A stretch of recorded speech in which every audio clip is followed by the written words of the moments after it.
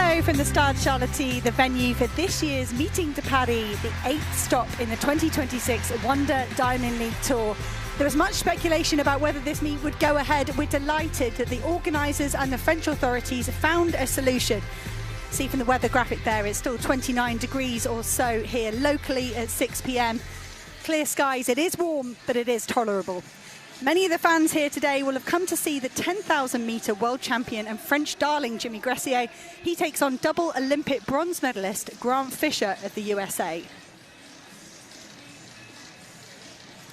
That men's 5,000 will be the final event in the programme here today. But the women's 800 could be the event of the year this season. After going third all-time in Stockholm, Audrey Verreaux has today's pace set at world record tempo. Today is a Diamond League debut for the other woman, Femke Broders-Bol.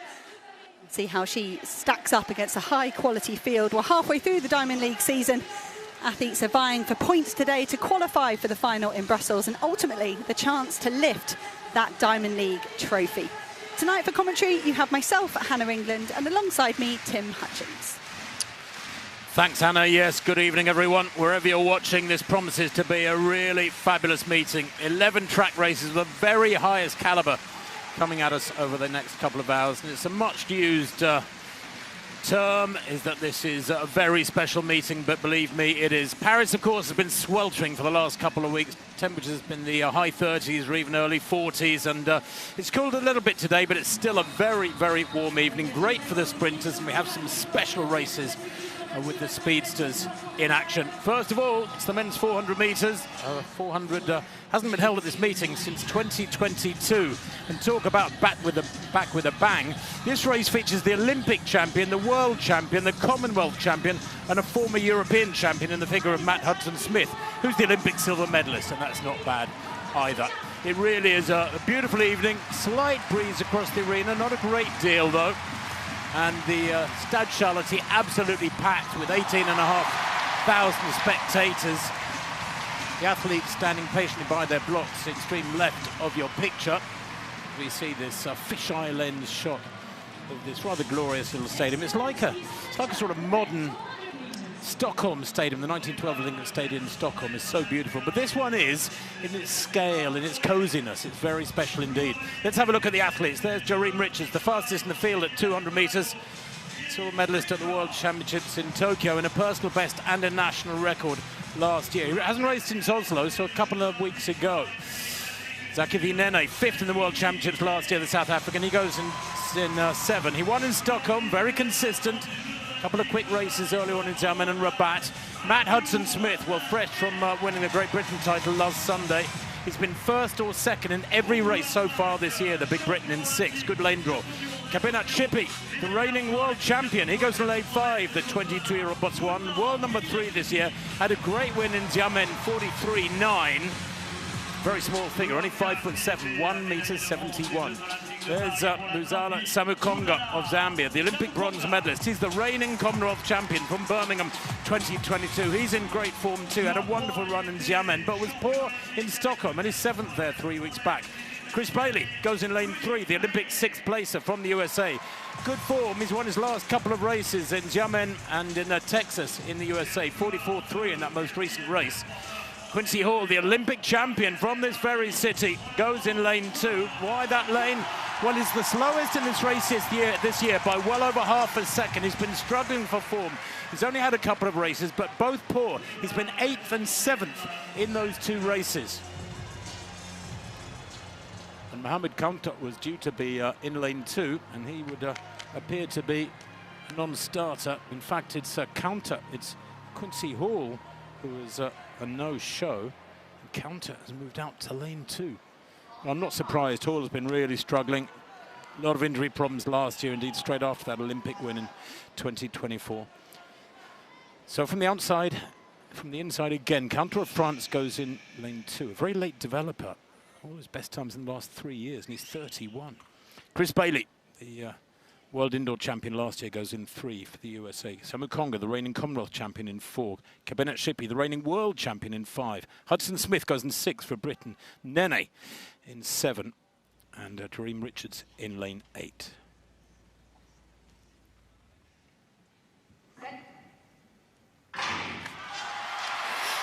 Very slow out of his blocks there in lane 4 was Samu Konga. Goodness me, the reigning Commonwealth champion lost 2 or 3 metres there on those outside him as Kebena Chippy down the back straight. The smallest figure right in the centre of the picture in the black and yellow top.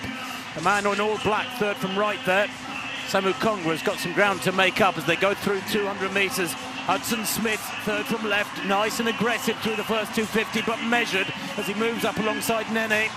The Stockholm winner, Hudson Smith, will come to the straight with a slight lead, but inside him going well is Kebena Chippy, the world champion. Down the home straight now, and a big run there from outside Hudson Smith, from Nene as well. Hudson Smith going backwards as in lane 5, coming through. Kebena Chippy takes it there, and the time 43.54. It's a new meeting record. Wow. It's the second fastest time in the world this year. He was already second fastest in the world this year. He's improved his own time, if not his ranking, behind Nigeria's Ogazi, who in Eugene at the NCAA's ran 43.38. And that's just to say, there's plenty left, lads. Is that all you had? A Diamond League record, can you believe? Now that does make it a time for the ages. And look at the time for Nene in second, 43.89. Bailey 44.06. Hudson Smith, well, he really hit the blocks, didn't he, with about 50 or 60 to go, 44.09. Still a season's best for the Brit, Hannah, but he will be disappointed with 4th. And it was quite an abrupt slowing here for Matt Hudson Smith as the athletes around him started to flood forward. Nene looked in control with 50 metres to go, but Kebena Chippy, you mentioned that fast start out of the blocks, and we know, 9.89 over 100 now. Coming out of those blocks is going to feel easy. That fast start isn't going to take anything away from him. And to erase Michael Norman's Diamond League record from 2022, there's some run to start the programme here, 43.54, just wonderful. Boy, oh boy, we knew it would be special, and so it was. We're going to catch up with the women's shot put. We are down to our final 3. Sarah Mitten is leading the way at the moment for Canada. Best though of 1999 in round 3, so she's being reintroduced to the crowd, 2-time world indoor champion. The Olympic champion, Yemisi Mabry, led the competition all the way through to round 3. She's still in second with 1993. This woman, Jessica Skilda, the world leader, is 5 centimetres adrift at the moment from Mabry with 1988. You can see from the way Skilda raised her hand and marched off. The Dutch woman is not happy with her showing here today. In the background there, she's got one more throw to take another Diamond League win. But Sarah Mitten, love to hit 20 metres today. She's gone 20.42 already this season in Shanghai.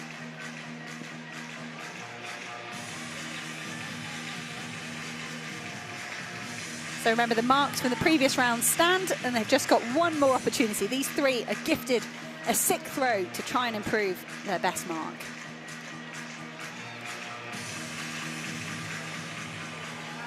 That isn't going to improve the 19.99 for Mitten, the wrong side of the 20-metre mark. Looks like it could be another throw over 19 metres, though.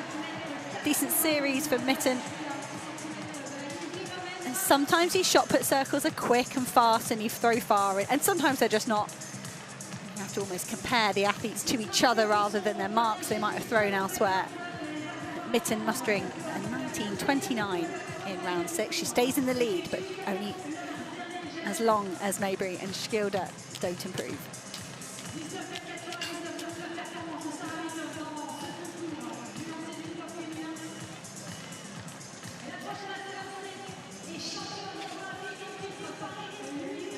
There is Yemisi Mabry.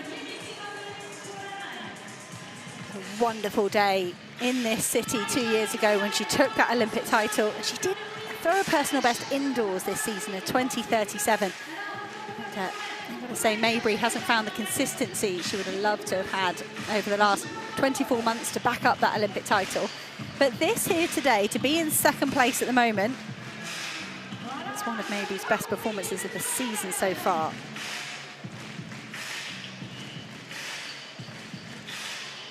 Just 6 centimetres behind Sarah Mitten.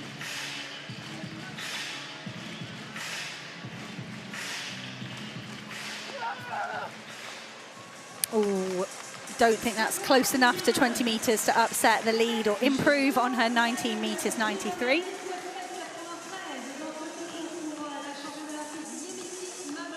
Stacey Mabry back on a podium here at the Diamond League. I don't think she's managed that so far this season. As we look towards the European Championships, it's going to be very competitive between Mabry, between Skilde, the Swedish pair, Johansson and Roos, in 4th and 5th today. There you go, 19.53 for Mabry. No improvement, she stays in 2nd.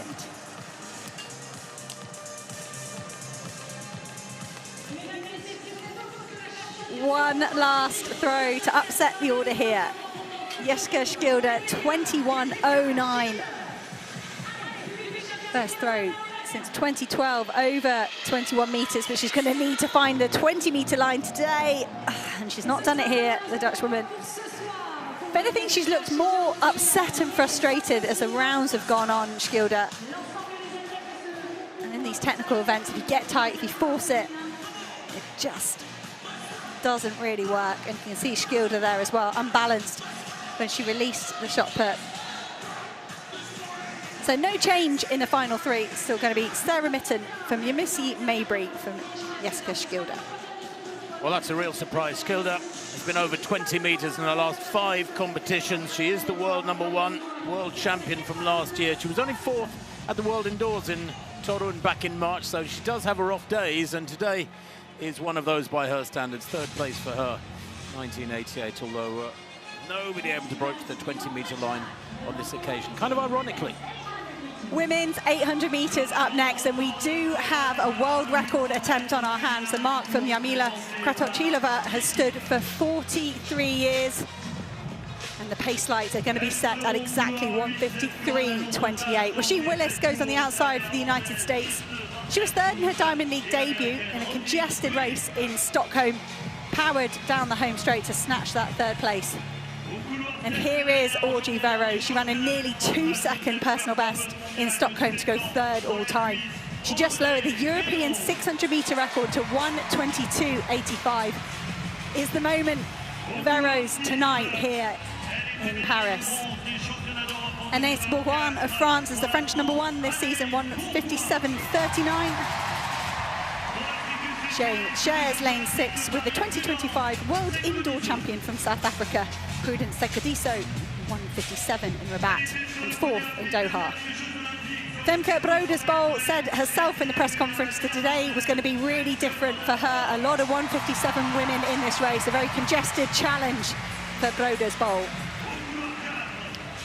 Sharing lane 4, Sarah Billings, just been selected for Australia over 800 metres for the Commonwealth Games. And Oritil Noe, African silver medalist over 800 this year.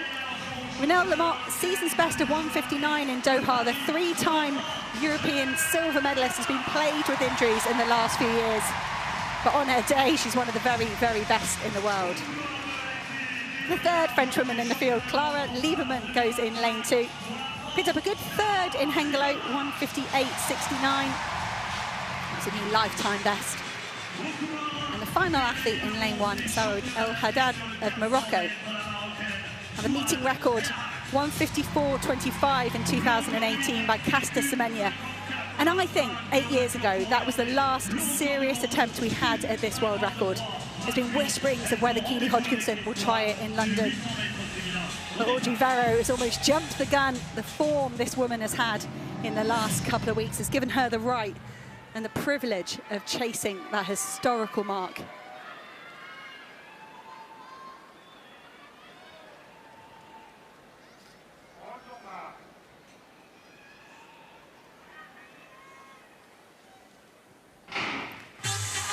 Two laps of the track, absolutely flat out for pretty much all of these women. Audrey Verreaux loves to start fast. She's asked for 55.5 through the first 400 metres. Femke Bol has all that leg speed from her sprinting days. That can give her an early lead over the rest of her competitors as well. Great to see Renelle Lamotte putting herself in a competitive position as we go through the first 200 metres. Around about 27, just what they asked for. Yes, the clock didn't stop there, which is a shame, but Guerrero nicely positioned, tucked in there behind the pacemaker. Bol learning all the time. She says she feels like a kid in the 800 metres. There's so much learning to be done But Wedo here has got to judge this absolutely perfectly. It's not a given that this world record is hers, despite that brilliant run in Stockholm. How will she go through here? We're looking for around 55.5, and that is pretty much spot on. Great pacemaking by van der Schoot. This is brilliant from Audrey Verreaux so far. It was her third 200 in Stockholm where she lost a little bit of time when you look at that world record pace, and she let Keely Hodgkinson round her. She then powered to that 1:53.98. But Verreaux, if she wants to improve on that new lifetime best, this is the 200 where she's got to make it count. She's right on the lights.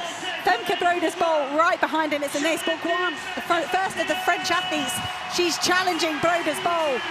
1:25.27 through 600. It's slightly slower than Verreaux planned for. It's pretty quick though. But Audrey Verreaux, she hasn't got a massive buffer here ahead of the rest of the athletes. She is strong in the closing stages. What a special race here in Paris. Look at the women queued up behind Audrey Verreaux. She's right on the pace lights. Could she possibly go 1:43? Again, Audrey Verreaux giving it everything to the line. It's 1:53.80. She's lowered her own lifetime best. She hasn't hit the world record, but it's another sensational run from Audrey Verreaux. She stays third on the all-time lists. And Femke Broders-Bol, I think she's just broken Ellen van Lagen's national record of 1:55.54. We'll wait and see. But another Diamond League record, another win for Audrey Verreaux.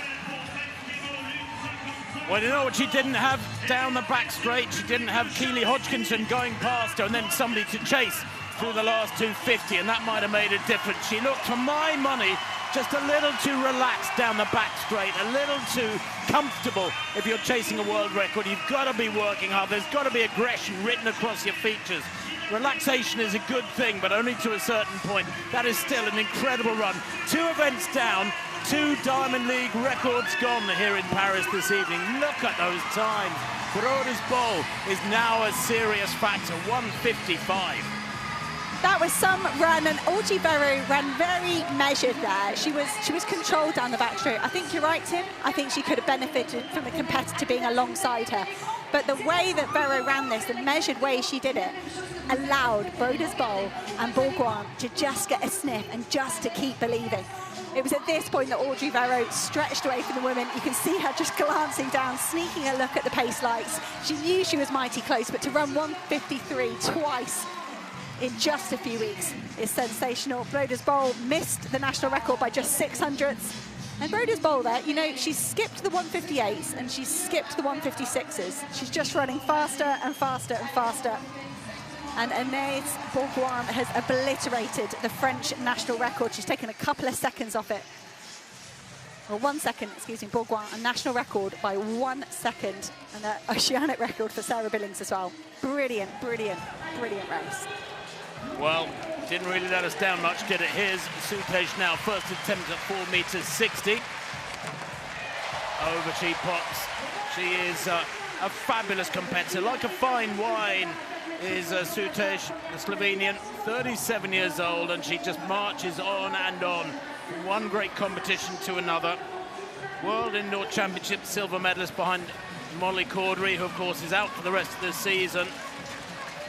The world indoor champion, what a shame that is, but Soutej there battling away. Maintains her perfect card with that, just her second vault. Came in at 4:45.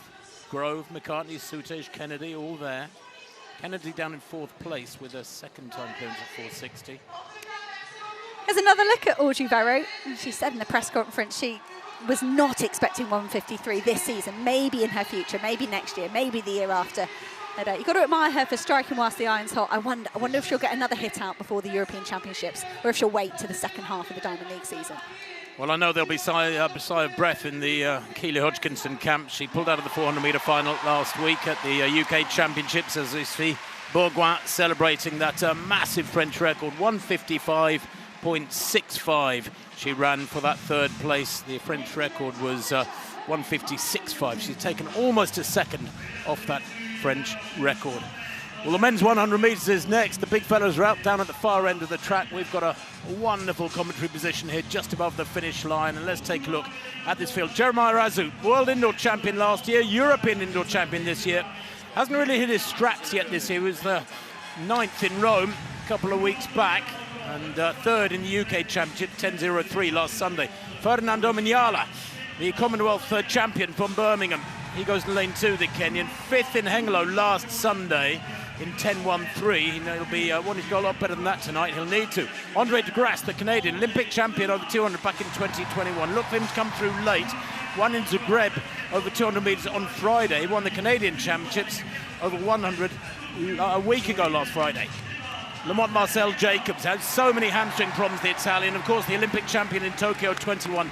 Fifth in Rome in 9.99. He says he's on the way back, the Italian. He's in 5. Jordan Anthony goes in lane 5. Jacobs in 4. The world indoor champion, the American, in Torun, NCAA champion last year. 4th in Rome, 5th in Ostrava on Tuesday. And there's the main man, Noah Lyles, such a showman.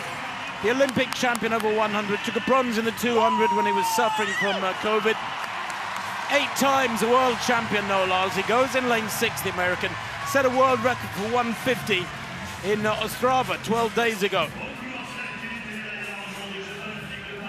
There is Akani Simbine, the South African. Been around a long time, 32 years old now. He was 5th in the Rio Olympic Games 10 years ago. Bronze medalist in the World Indoors last year. Commonwealth silver medalist 4 years ago. And he won in Hengelo on Sunday in 10.08. Watch him. And Trayvon Bromell goes in lane 8 for the USA. The world indoor champion back in 2016 in Portland, Oregon. Hasn't broken 10 seconds legally this season yet, Trayvon Bromell. The last 2 Olympic champions are here, though, in the figures of Lamont Marcel Jacobs in lane 4 for Italy. And, of course, Noah Lyles in lane 6, the reigning Olympic champion. 6 out of the 8 here have broken 10 seconds this year. World lead, 9.82 by Oblique Seville of Jamaica. That was in Kingston, 10 days ago. Stadium quietens right down. Azu in 1 for Great Britain. Omanyala, the Commonwealth champion, in 2. De Grasse in 3. Jacobs, the Olympic champion in 2021, in 4. Jordan Anthony, the world indoor champion this year, goes in 5. Noah Lyles, the Olympic champion at 106. Simbine goes in 7. Trayvon Bromell in lane 8, nearest the camera.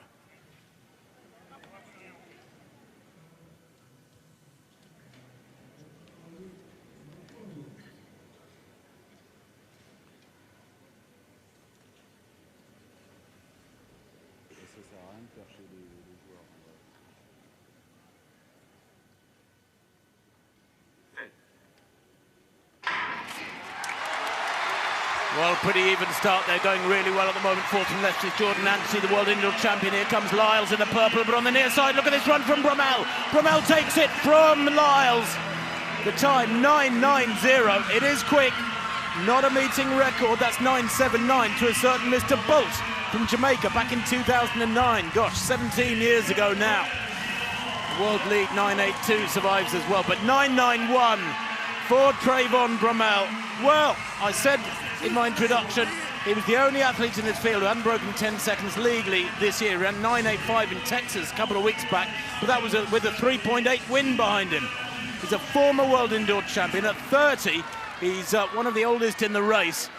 And I tell you what, on the near side, he just came through away from all the major action that was expected between Lyles and Simbine and Anthony, the world indoor champion this year. And what a run it was, Hannah, over there on the left. It was perfect for Trayvon Bromell, and I didn't quite catch what he said, but it was almost a, I'm still here. I got that sort of sentiment, like you can chuck me in lane 8 if you want, but I am still here. I'm still capable of mixing it with these guys. It's 2 Achilles surgeries Bromell's had. So yes, he's 30, but you look at kind of the mileage in his legs, if you like, the years he's missed. He's probably feeling a lot fresher than you might expect. And that's a big win. Lyles came from miles back. It was a sluggish start, but he couldn't quite catch Bromell.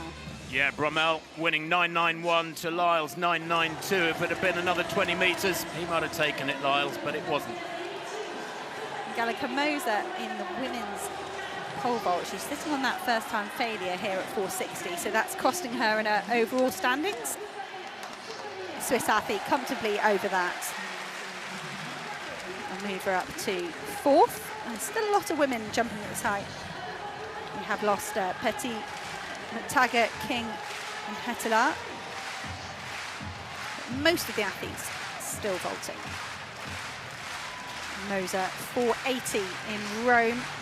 She was third on countback. Top three all jumped 480. Here's Nina Kennedy. Second attempt at 460 for Kennedy. They're going back quite a long time here. Goodness me. A lot of catching up being done. She failed her first attempt, having cleared 4:45 first time. Pops over that one, but that was about 10 or 15 minutes ago. Maybe more. And 460 shouldn't be a challenge for most of these women. Nice clearance. Lovely, fluid performance from Kennedy. She's compact and powerful and fast. Lovely technician. It's only her third vault, so plenty of freshness in those legs. Imogen Eris has been competing brilliantly in the last few weeks. It was the second in Rabat. She won in Turkey, won in Ostrava on the Continental Tour Gold. That's a level below the Diamond League. The third attempt for Eris here. And you can see the margin of clearance there from the Kiwi athlete. That shows the form she's in, but she needed all three jumps. She will go on as well. It's going to be a lot of women attempting 470.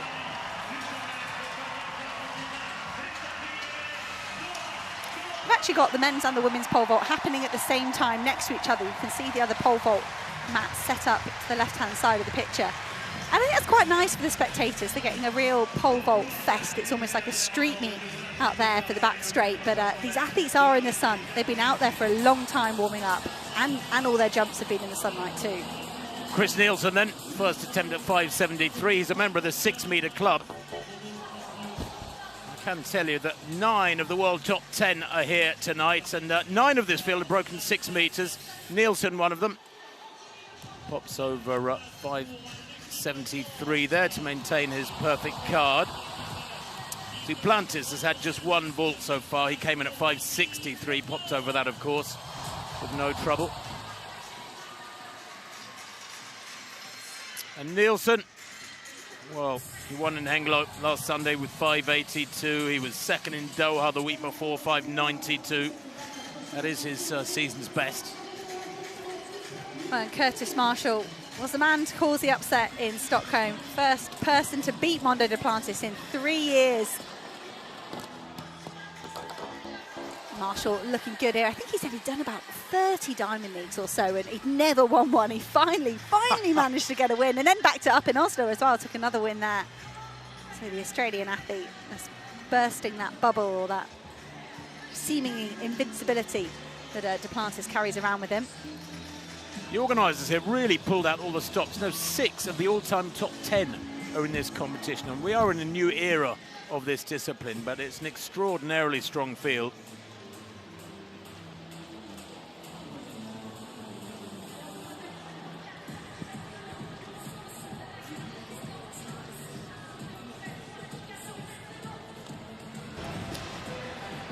So, Liza McCartney, 4 metres 70 for the Kiwi. First came to fame when she took a medal at the Rio Olympic Games 10 years ago now. Yeah, that's nice from McCartney. And that maintains her clean card. 4th clearance at the first attempt. Others having failures. Only 3 athletes have gone clear through 460, inclusive, so to speak. McCartney, Olympic bronze medal back in 2016, world indoor silver medalist in 2024. That was in Glasgow, remember, those championships. She's a former polo player, basketball, bit of rugby as well. Eliza McCartney, a multi-talented young lady. Back to the track for the men's 110-metre hurdles. We've got a women's 100 hurdles as well. This men's event, when you look at the French history in it, we've got some fantastic championship pedigree. At the moment, perhaps just trying to rebuild after those Paris Olympics, lost a few of their big stars there to retirement, just a bit of a lull after that big effort. But the crowd here in Stade Charlotte will certainly appreciate men's high hurdles. Shinsuke Izumiya will go in lane 1. PB in Zagreb the other day. Qualified with a small queue, qualified on time 13:22. He's done 13 seconds exactly this year. Now Michael Obasiyi You can forgive him for going home and packing his bags. He broke his national record in the heats, 13:16. He was so excited. Let's hope he saved a bit of energy for this final. Kendrick Smallwood just took second at the NCAA Championships behind Jacoby Tharp, the new world record holder. He looked brilliant in qualifying. He won his heat earlier on. Trey Cunningham looked good in qualification as well. Finally underneath 13 seconds. It's been coming for years and years. A silver medalist in 2022. It's taken 4 years to break his lifetime best. And Jamal Britt, another man, underneath 13 seconds for the very first time this season. A couple of bloopers though for Britt over the last few weeks. A fall in Rome and nearly fell in Doha as well. Takes us to Kendry Menendez, Cuban who's based in Doha. It's his first season over the senior hurdles and he's doing very well. Seniors have to hurdle over a higher height. Rachid Murataki of Japan goes in lane 7 as their national record holder with 12.92 from last year. And Thomas Wilkes of France, the only Frenchman to make it through to the final. Josquin Matei was very close, but Wilkes did get the job done. Personal best of 13:27 to get into this final. He was third in Doha. If you remember that men's high hurdles in Doha, it was just a bit of a mess. Lots of heavy hurdle clips. Let's hope for a smoother race here today. Trey Cunningham, Jamal Britt, the two Americans in the middle of the field, underneath 13 seconds this season.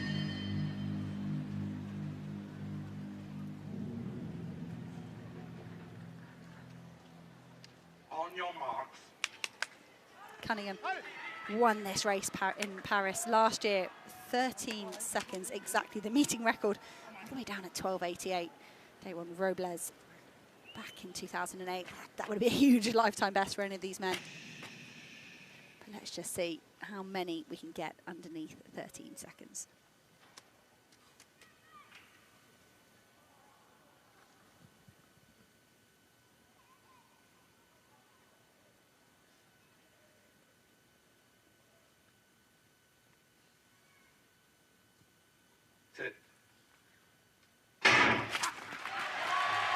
Race to the first hurdle, perhaps to Trey Cunningham. Trey Cunningham in control at the moment. Fast start from Izamiya on the inside as well. But here comes Jamal Britt, the two Americans side by side. Jamal Britt pulling away in the closing stages. Wow! I said there was no way that meeting record was going. Unofficially, 12:89. We've seen a few hundredths shaved off when they turned it to official. But look at the emotion there from Jamal Britt. He has been here, there and everywhere in the last few weeks competing. And that is a massive lifetime best. It stayed as 12:89, but look what it means to him. I said he hasn't been perfect. You can see the strapping on his left wrist. That was the fall in Rome. Doha was all over the place. He was pretty much last, but he's back to his very best here in Paris. So close to that meeting record, 1/100th off it with a very slight tailwind. Cunningham, who won his heat earlier on, looking great here to his first 3 or 4 flights. And then it was almost like somebody was pulling him backwards with a piece of string or something because Britt came through so strongly mid-race. Cunningham really faltered there and ended up coming in third place, 13:01 to Izamiya. That's a brilliant run from the Japanese. And Cunningham third, 13:07. He'll be disappointed with that, I should think, is Cunningham. Obusuyi of Belgium, a national record 13:10 in 4th place. Absolutely brilliant, but Britt there, wow, way ahead of the others in sprint hurdles. That is a massive winning margin. Check back in with the women's pole vault. Jennifer Moser, one of the first athletes to have a go at 470. She's got that one failure at 460. That could be costly as we go up. But that's nice for Moser. A few poorly timed injuries for her. Hurt herself in the warm-up for the World Indoor Championships a few years ago. Always seems desperate to compete, Moser. Hurts herself and rushes back as soon as possible. She loves to be down there on the runway. Well, here is Kennedy, Nina Kennedy. Slight hiccup at 460, cleared that second time. This is 470 for the Olympic champion. Yeah, lovely. No trouble at all. She is so consistent, Kennedy. Tough competitor. World champion in Budapest 2023. She won here that year, 2023, summer of 23. And if she is going to be beaten, she always jumps high. She was second in Rome in her last competition in 4 meters 80. And that puts her in second place behind McCartney. Here's our first look at Yan Ziyi. The young Chinese woman is second on the all-time list. Oh, just pausing here because it was her first throw where she, in Xiamen, where she hit that huge 71-74. I just wanted to make sure I didn't miss something big here in the first round. But it's a more normal start to a competition from Yan, the world junior champion, the world junior record holder. Was too young to go to Tokyo, but now she's a fully fledged senior athlete. No championships for her this year, just that home world championships coming up next September in Beijing. So perhaps this is the year to chase down the world record of Barbara Spatakova, the 67.44. I wouldn't be surprised if that was enough for the win for Yan Ziyi. Well, even that opener, 67.44, is 2.5 meters better than anybody else has thrown in the world this year. Vilagos, world number 4 this year, with just over 63.5 meters. What can she do here? Vilagos, the Serb, that is around, what, 57, 58? It's nowhere near what she would have wanted, Vilagos. She has thrown, as I say, over 63 meters this year. And, well, the Serb, twice European silver medalist in Munich 22 and a couple of years ago in Rome. A lifetime best, 67 meters, so she'll be disappointed with that Oprah of 57.97, although both knees quite heavily strapped. The javelin is a very punishing event on the joints, the shoulders, the knees, the hips, you name it. Ask Steve Buckley.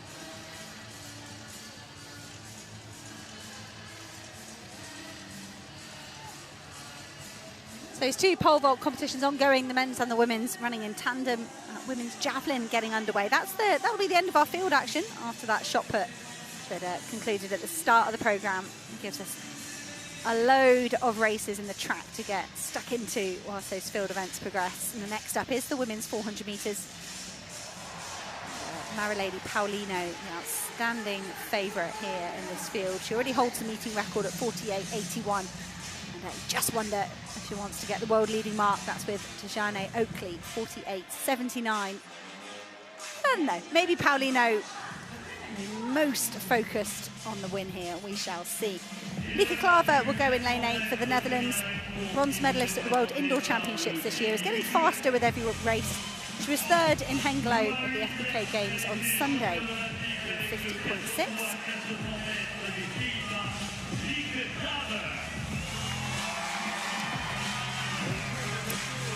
On her inside, Lourdes Gloria Manuel of Czechia, World Indoor Champion. She was then 2nd in Rome, 2nd in Oslo to Henrietta Jaeger, and then won a Strava in a new personal best of 49.74. Stacey Ann Williams of Jamaica goes in lane 6.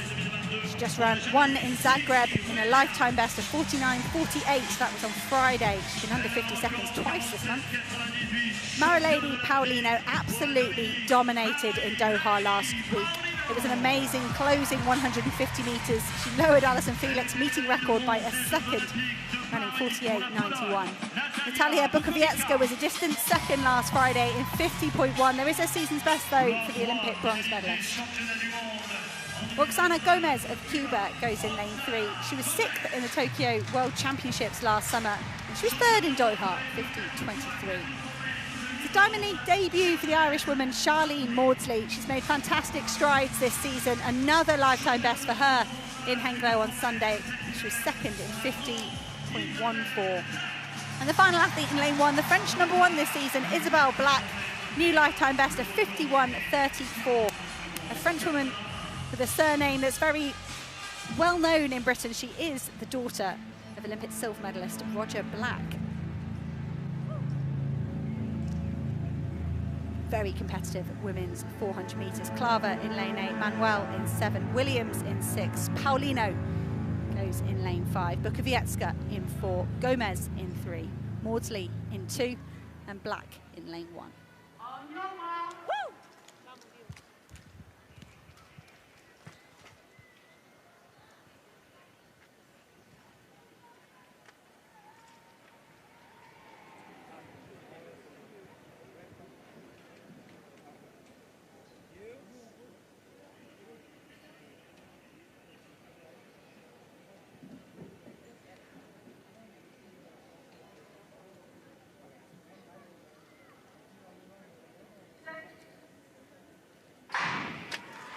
All calm for the start here in Stade Charlotte.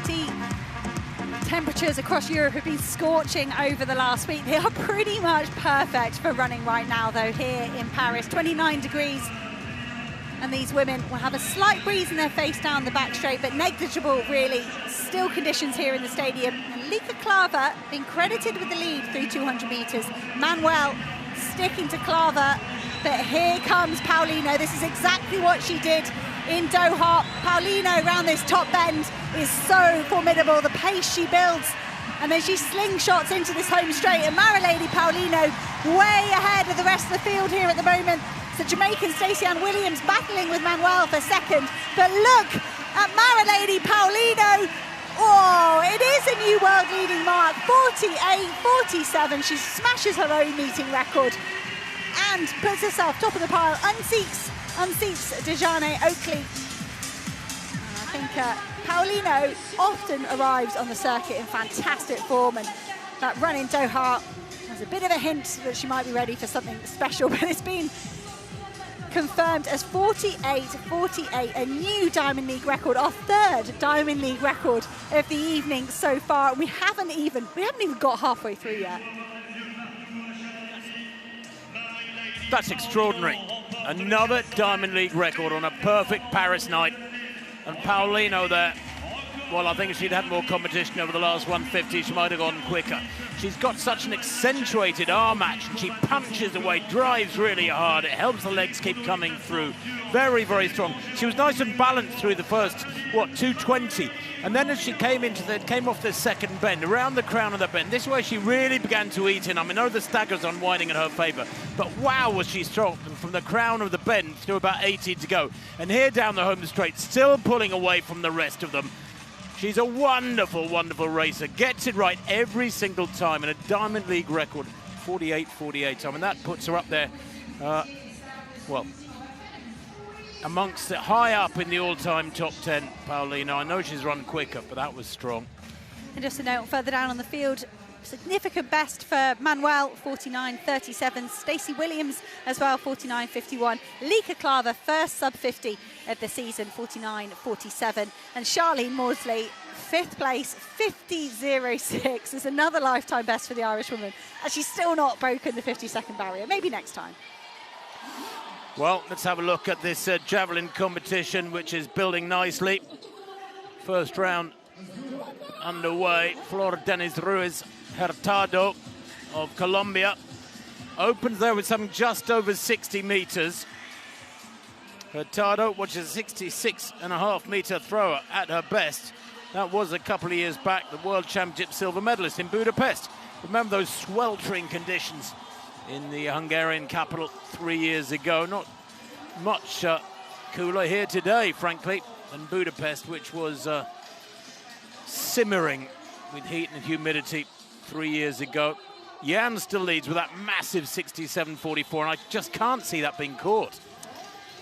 Haruka Kitaguchi, world champion in 2023, the Olympic champion in 24, and then heartbreak. She didn't even make the final in Tokyo in front of a home crowd.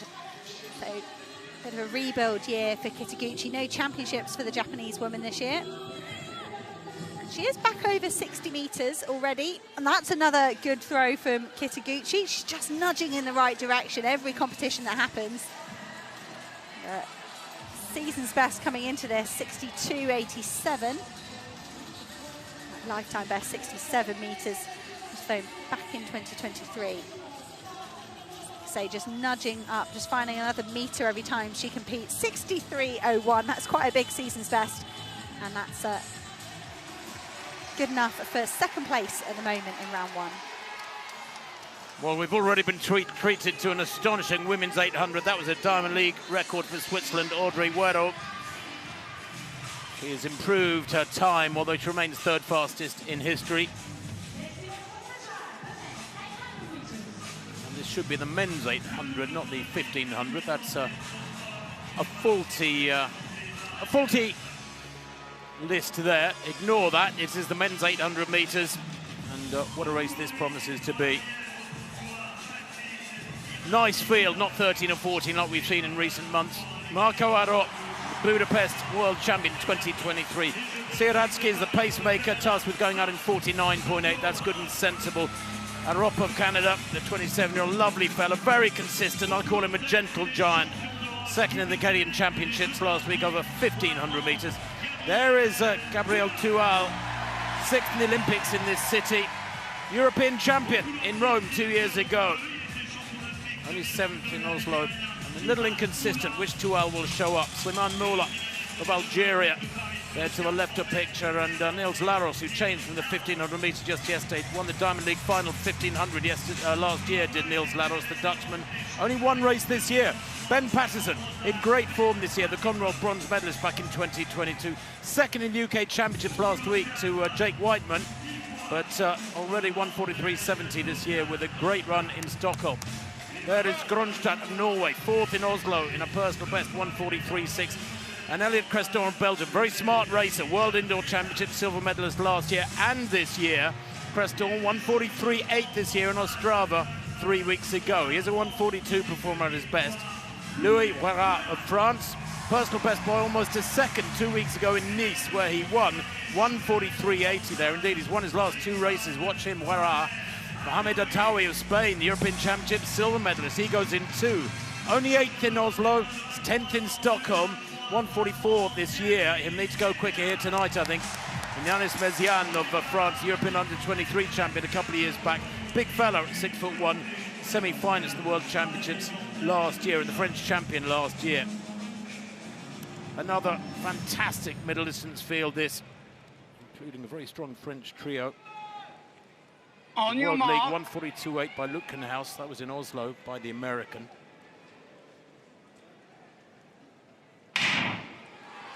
Well, we know the conditions are pretty much perfect.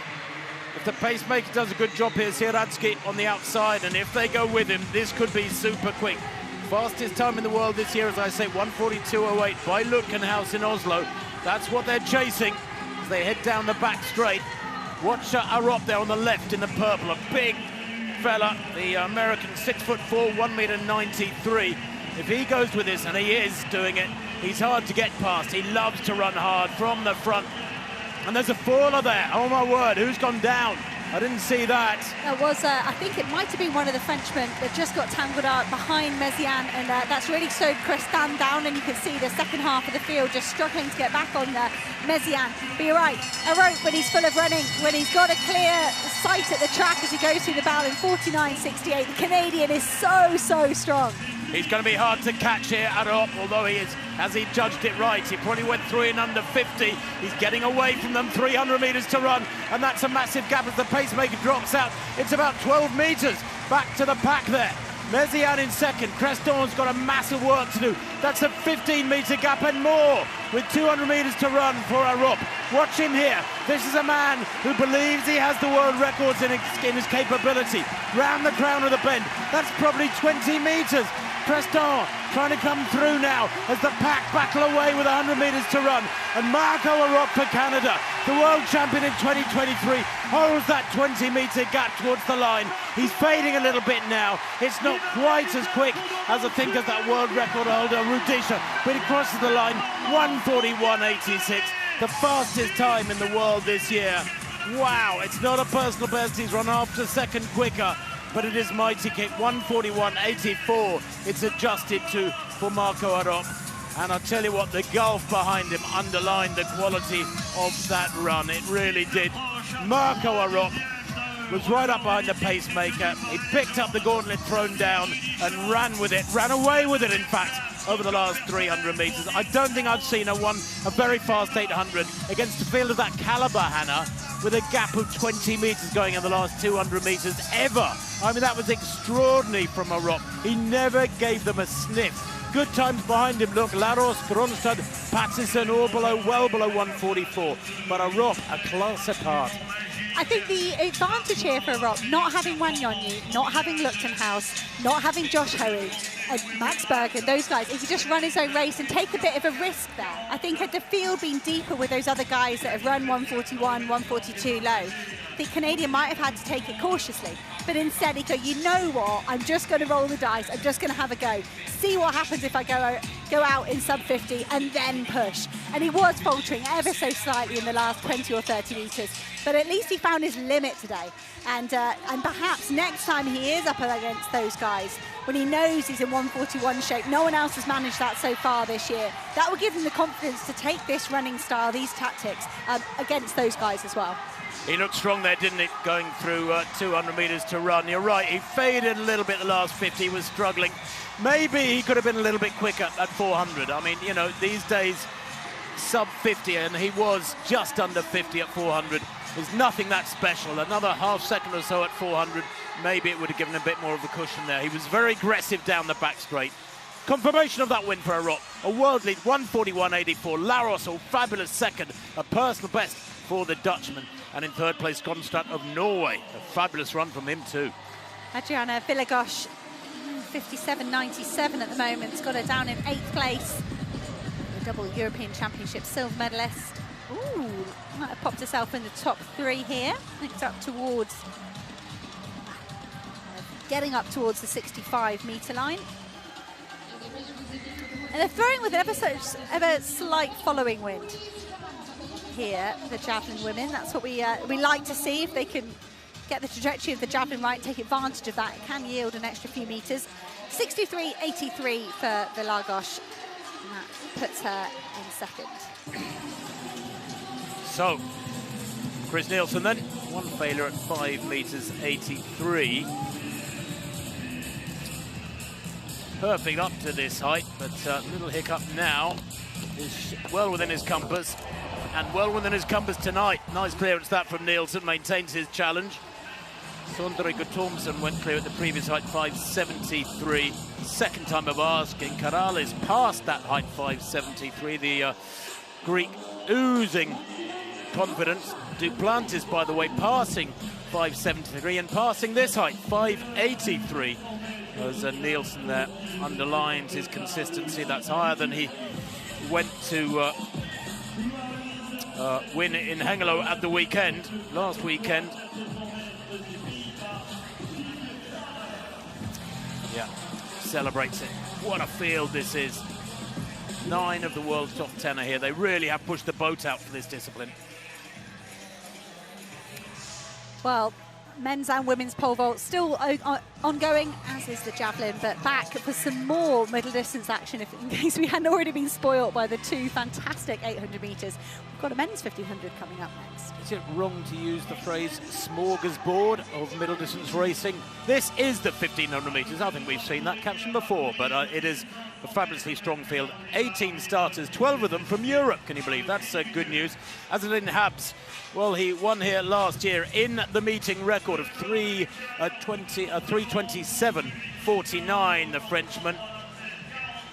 Holds that meet record from last year. His form, well, 9th in Stockholm, 7th in Oslo, but he is the 6th fastest in history, is Habs. On his day, he's very hard to beat. He's strong with a quick finish. 3:49 in running the Oslo Mile. Here's Cam Myers, and Cam Myers, well, he's the fastest man in the world this year. He's only 20, the Australian champion back in April. He won the 1500 on the Saturday and the 5000 on the Sunday. Both of them were quick. Akbash we saw there, he's one of the pacemakers, so is Rudolf. Reynold Chariot, 3rd in the World Championships last year. He's only 21, tiny figure, 5'8", 1.73 m. Jake Whiteman, winner of the UK 800 metres last week. He's rounding into shape as the 2022 World Champion. Remember that one in Eugene when his dad was the announcer in the stadium?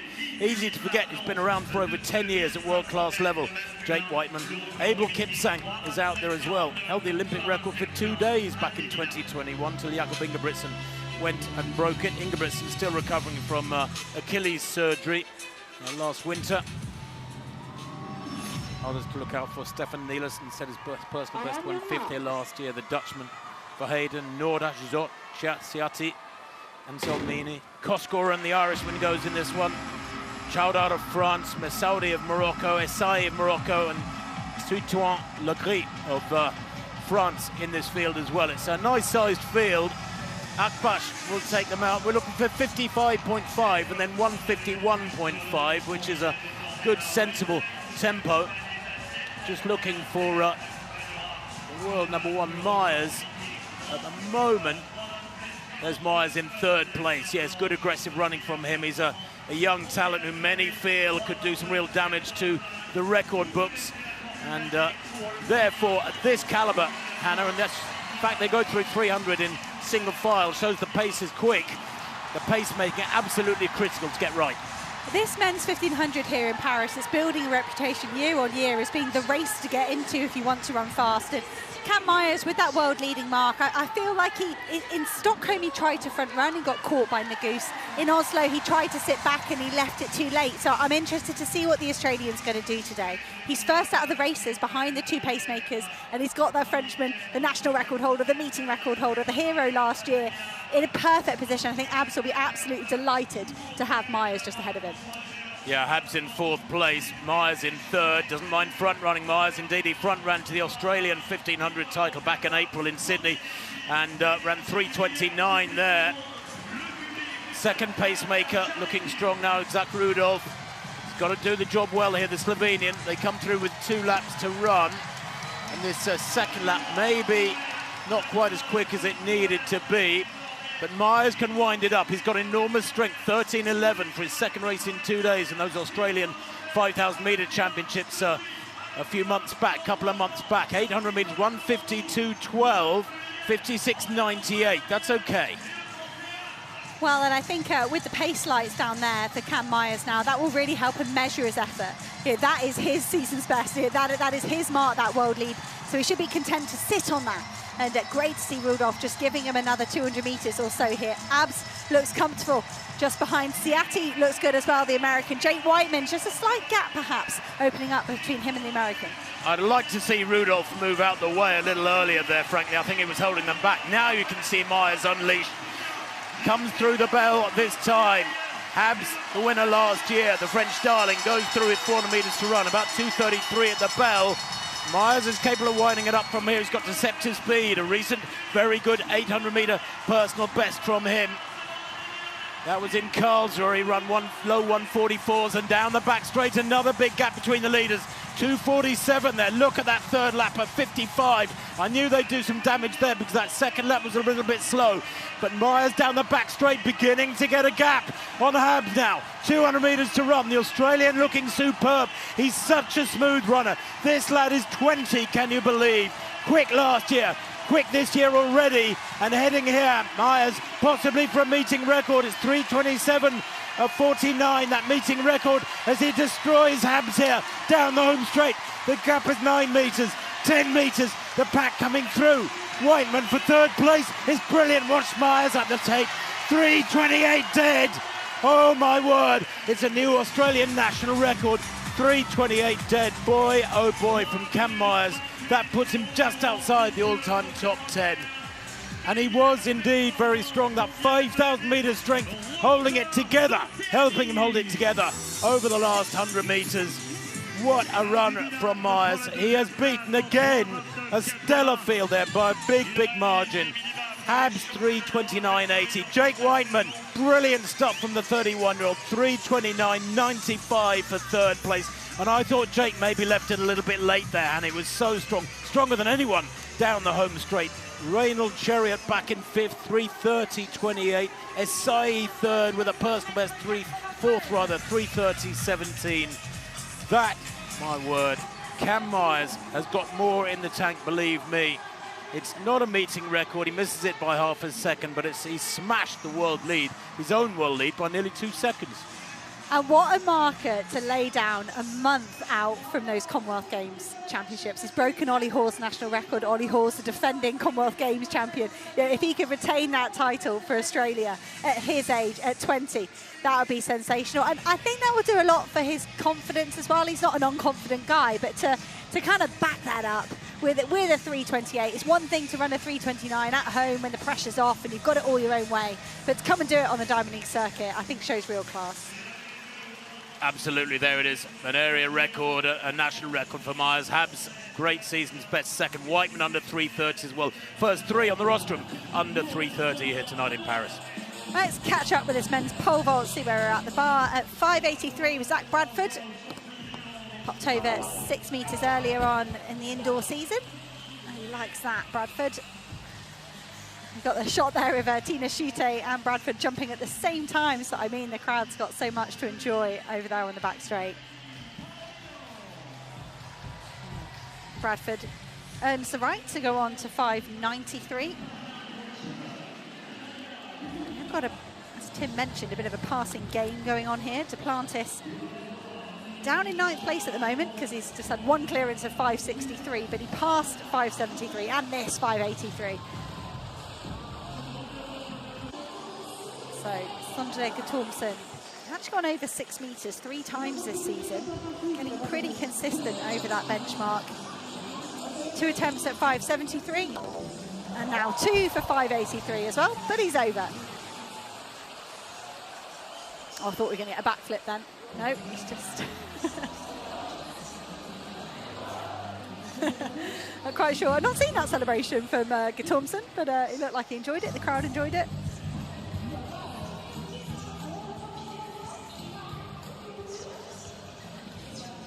A little bit of extra speed there from Guttormsen, who's becoming a pretty consistent performer, the powerfully built Norwegian.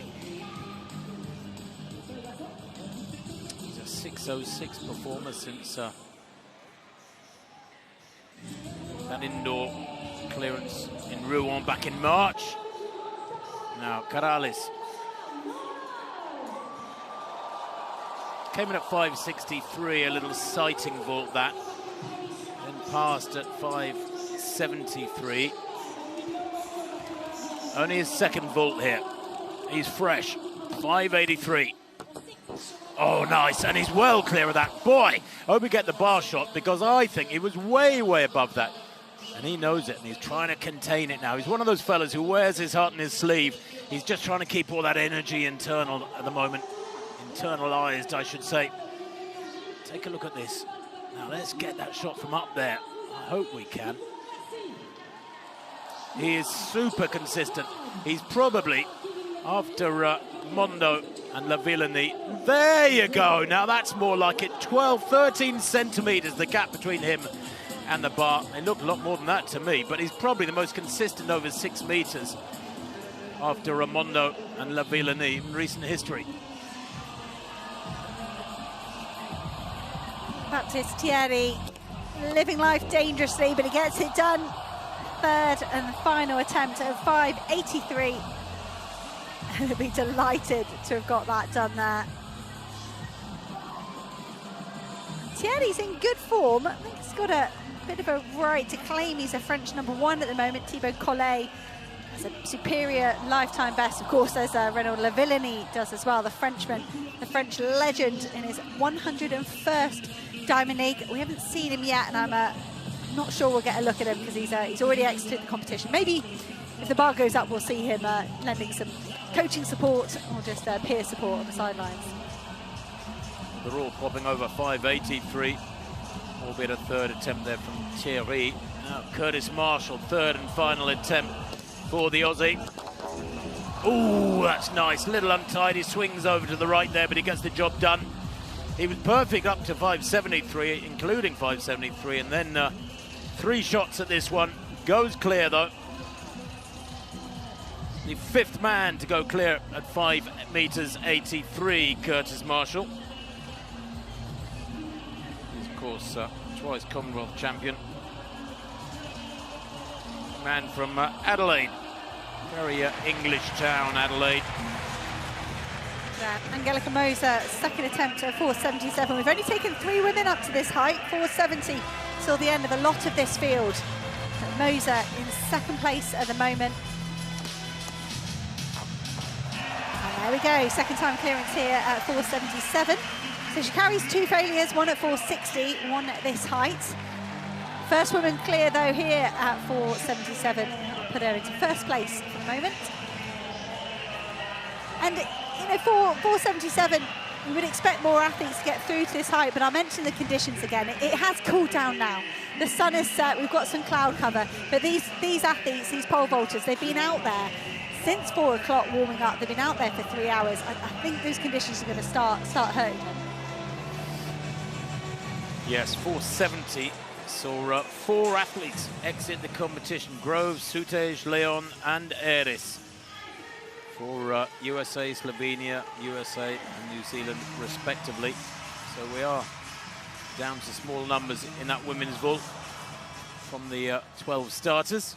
Next event on the track, by the way, the women's 100-meter hurdles. The barriers have been put out. The official is doing a wonderful job despite the intense heat and humidity here. I thought it was due to the last couple of days. I've been looking at the temperatures for Paris today, and I thought it was going to be a lot cooler, but it's still sticky, isn't it? I think what we're having a lot in Europe, and I know us Europeans are making a lot of fuss out of it, but I think we just retain a lot of heat, like whether it's the buildings, whether it's the cities, like they don't quite cool down. You look at somewhere like Paris, it's such a dense city. It's going to take, it's going to take a day of cooler weather for that heat to actually dissipate. And the rest, probably some rain as well. We had a bit last night, didn't we? There were some thunderstorms here in Paris last night. There were threats of rainfall at around 6 o'clock, around about an hour ago here, but that hasn't materialised, luckily. And I'd say apart from those field eventers being out there for a while, particularly the pole vaulters, I think it's been good conditions for the meet. Women's 100-metre hurdles final, they ran earlier on, like the men. Renea Jones qualified for the final on time. Hit a new lifetime best recently at 12:43. That was in Zagreb last Friday. There's been so many meetings the last few days for these athletes. Megan Simmons of Jamaica will go in lane 2. She actually leads the Diamond League standing. She won Rome. It's a brilliant race, and then she's been up there in all of the Diamond League fixtures so far. Nadine Visser is the European lead this season. She ran a new season's best, extended that lead, 12:44 to qualify for this final. Toby Amusan is still the world record holder, just by a couple of hundredths. She won her heat earlier on in 12:39. That was the fastest out of all the qualifiers.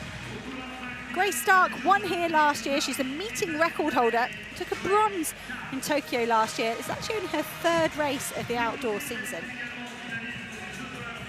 And lane 6 goes to Alicia Johnson. 12:42 season's best. She was a finalist at the Paris Olympics. And this is Demisha Roswell of Jamaica. She just won their national championships in a lifetime best of 12:40. Started so fast in her heat, held on well to finish 3rd.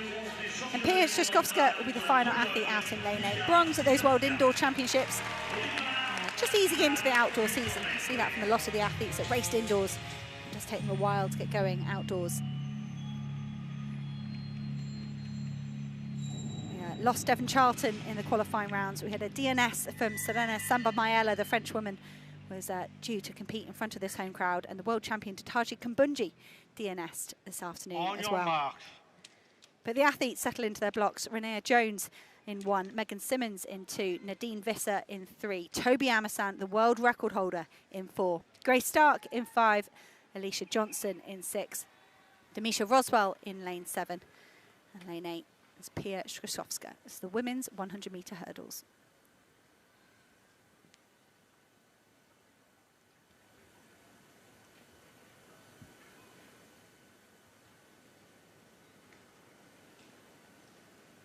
Set. We're in the middle of the field, perhaps Toby Amusan or Nadine Visser in lane 3. Visser going well at the moment. She's got a jump on the world record holder. Grace Stark fading ever so slightly, but here comes Toby Amusan off the final flight, 12:27. If that's confirmed, that will be a new season's best for her. Amusan just seemed to falter slightly in the middle of the race, come back. And Visser, the last couple of hurdles, didn't quite go the Dutch woman's way. A confirmed win for Toby Amusan. Great silver in Tokyo last year. It was actually her first podium since she won the world title back in 2022. Well, that was a very similar race from Visser as Cunningham in the men's race. He led for about 6 flights and then went backwards. And Visser here, 3rd from right, looked fabulous. I thought she had the race put to bed by about hurdle 4 or 5.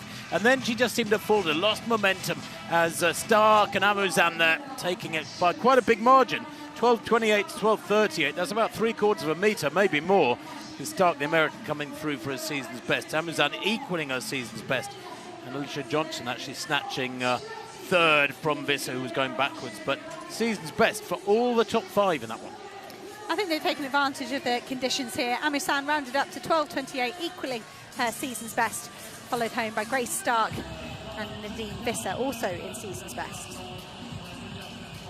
Well, Baptiste Thierry 5 meters 93. Now remember, he had to take 3 pots at the previous height, 5.83, Thierry. Indeed, he hasn't cleared a height first time all evening yet, but he does now. Oh, wow. The crowd loving it. Absolutely loving it. And they're close up against the crowd on the back straight. They're outside the track.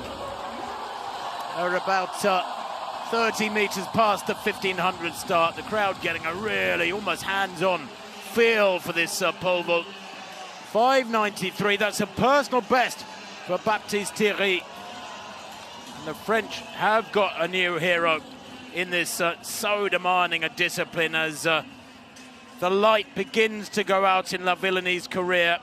And tonight, by the way, La Villeni making his 105th appearance in a Diamond League. He took 3 attempts at 5.43, then passed 5.63 and went out at 5.73. But his career with Olympic medals and Olympic titles and world records galore has been quite astonishing. We know this fella. Oh, all too easy. All too easy. Boy, oh boy. Mondo, his second vault of the evening, came in at 5.63, popped over that first time, passed at 5.73 and 5.83 and 5.93 there for the world record holder who won here last year. He won here in 2024, going for his third Meeting de Paris title here in the Stade de Charletti. And both he and Corrales trying to keep their vaults to a minimum, Hannah, so they're fresh for the big heights. And I wonder, Duplantis said he felt slightly kind of off in Stockholm, and I almost wonder, doing less heights, whether that builds that anticipation and sort of helps keep him focused. Making the stakes kind of unnecessarily high might really kind of focus his motivation. Well, speaking of focus, he lost a bit of focus, didn't he, in Stockholm with his wedding almost on top of him. He was entitled, he had an excuse, I think, for that. As you said, his first loss in 3 years. But the action on the track, while the field begins to build nicely in that pole vault, at least, and the women's pole vault. So the action on the track continues. The next event is the steeplechase. No barriers on the first lap. There's the field. What a big field it is. 22 of them out there, more like a cross-country race lining up there. Pacemakers, Abderrafia Boissel of Morocco and Wilberforce Chemiat Kones of Kenya, tasked with going out. It's about 8-minute tempo, that's the target, 2:42 the first kilometre. Kibiwott, Abraham Kibiwott, the Olympic bronze medalist here. He's 30 years old now, he's in good form, 3rd in Stockholm, 4th in Doha. Tiny fella, 5'8", 1.73 m. Arche of Spain there, European bronze medalist back in 2022. He's the oldest in the race at 34, very experienced. Tindouf, watch him, the Moroccan, he's an 8:10 performer, personal best on Ostrava 12 days ago. Caranjon of France, the World University Games champion last year. His first outdoor track race of 2026, this. He's had road races in Lille and a little bit of indoor racing. Babendorf of Germany, the European bronze medalist a couple of years back, 6 times the German champion. 8:14 this year. His lifetime best 8:08. He'll need to go quicker than that, because I think this will be quick. Still only 15 men in history ever under 8 minutes. It's still a very, very special mark. And this track is quick for these fellas. They know that this, back in 2023, is the venue for Germa's world record, 7:52.11. The Ethiopian ran here at this meeting 3 years back. Germa, by the way, goes in the 5,000 metres in a couple of races' time. That promises to be a wonder race too, as this big field is sorted out by the officials. Crikey. Starting almost midway on the back straight. The world best held by El Bakkali from Rabat. The 31st of May, ran 7:57. Don't know if we'll see sub-8 tonight. Depends if they go with the pacemakers.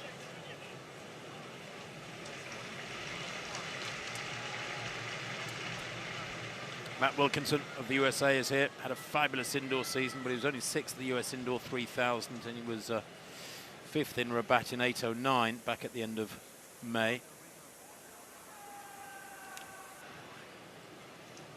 Samuel Firewu over towards the outside.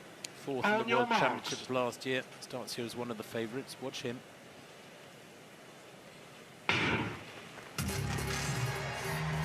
Well, away they go. They slot in behind the pacemakers here. Bouassel of Morocco goes to the front. Kona's in 2nd place. They're 1 and 2. And then that big pack, 3 or 4 across. I think 3 or 4 too many myself, I must admit. Come down the home straight and try to sort themselves out. Yeah, Bouassel, Kones, and the rest of them ease through with just under 300 meters done. But it's always tougher to give split times that mean much in steeplechases because of the water jump. It's an internal water jump here as they come towards 400 meters, but it is almost single file. Most of them getting a reasonable view at the barriers now as they come through one lap. And when they're spread out over the track like that, it starts to get really troublesome when the barriers arrive. You can see here the athletes are just moving for position, and that can cut up the athlete behind them. You know, they don't mean to do that. They're trying to find their own site at the barrier. And that's intensified for me when you go to the water jump. It's the first water jump of the race, around about 500 meters in, and looks like everybody's managed that okay. But I think this race is going to be as much staying on your feet and trying to keep your rhythm as trying to run an even pace and run a fast time. Just to note, the European qualifying mark is 8:20 in this event. The French team actually have 6 men under that already, but some of the other Europeans in the race, they might really be hunting for that 8:20. 6 laps to go. Godana in 3rd place behind the 2 pacemakers. The Ethiopian 20-year-old won the African Championships in Accra, Ghana, just a few weeks ago. 2nd in the Ethiopian Championships, and he won the Nairobi Continental Tour back at the end of April. Best of 8:14.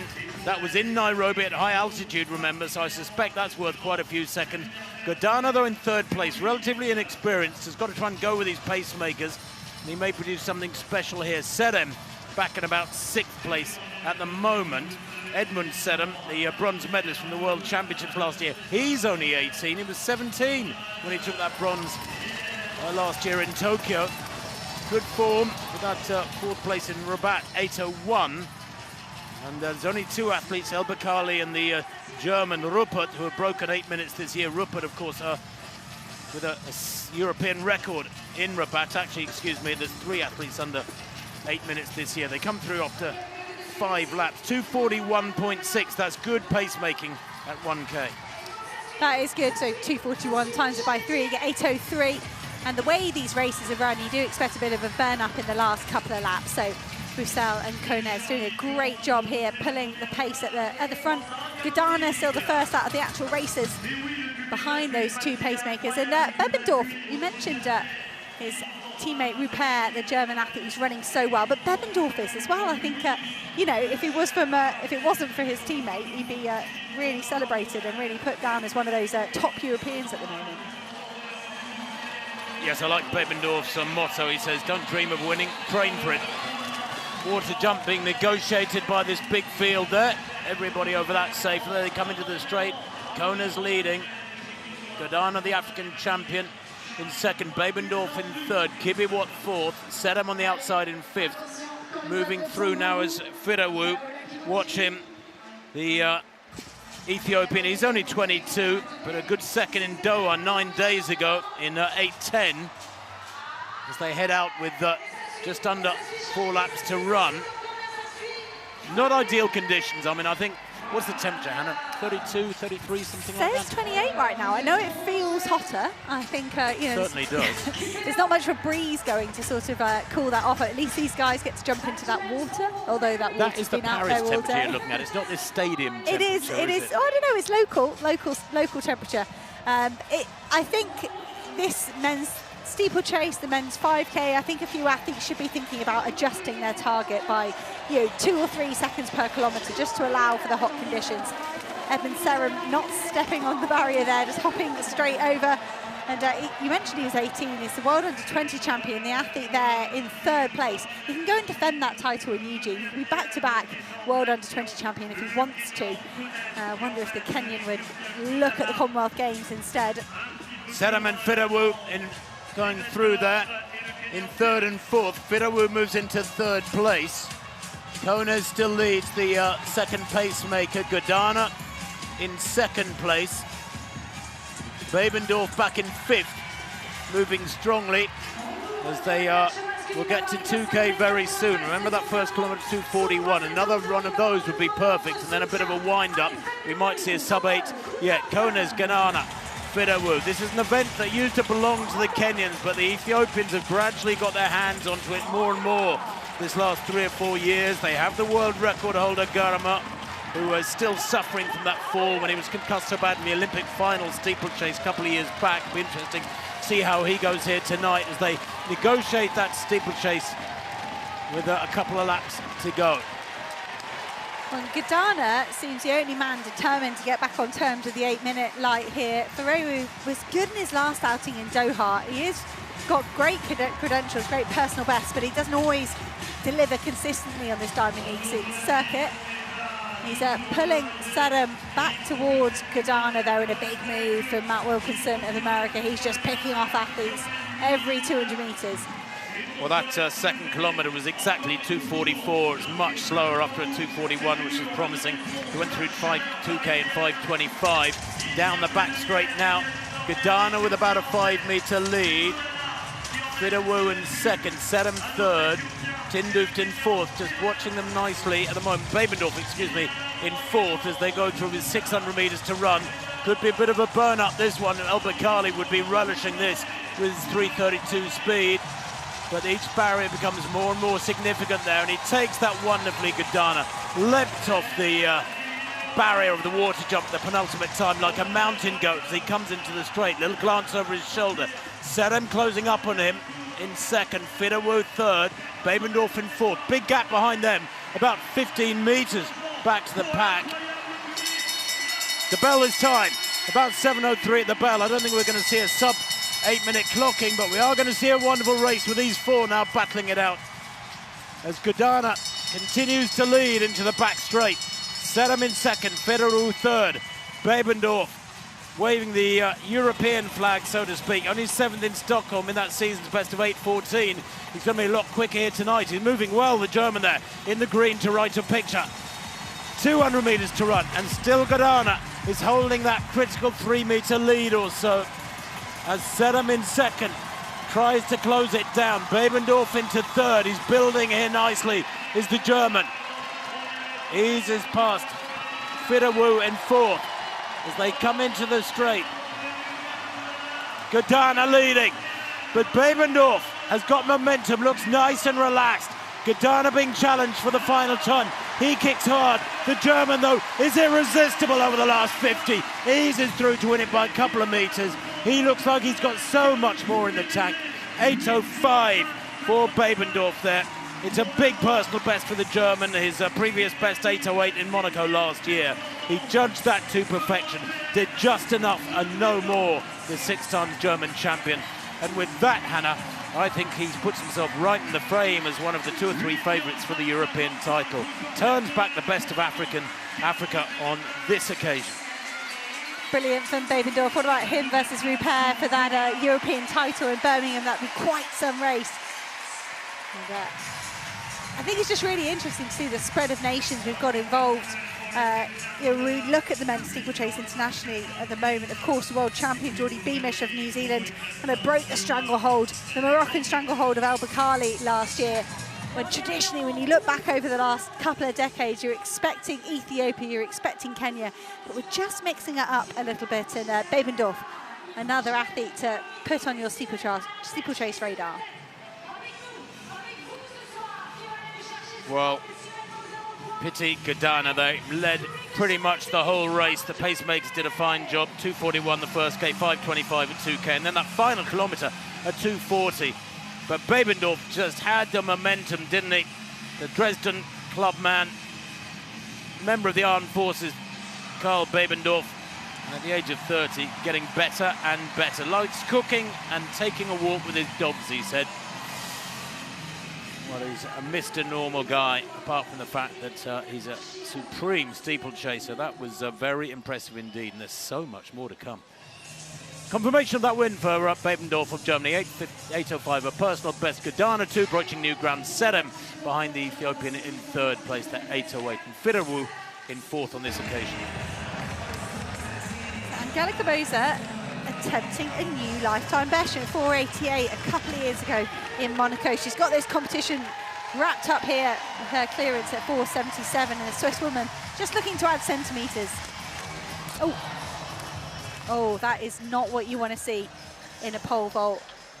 And Moser, I think the saving grace here is that she wasn't far off the ground, but I think her hands just slipped, and when you look at hot conditions and sweaty hands, and she just lost her grip on the pole, and she looks like she's in shock, and it perhaps won't be a while until we know whether she's really hurt anything there, Moser.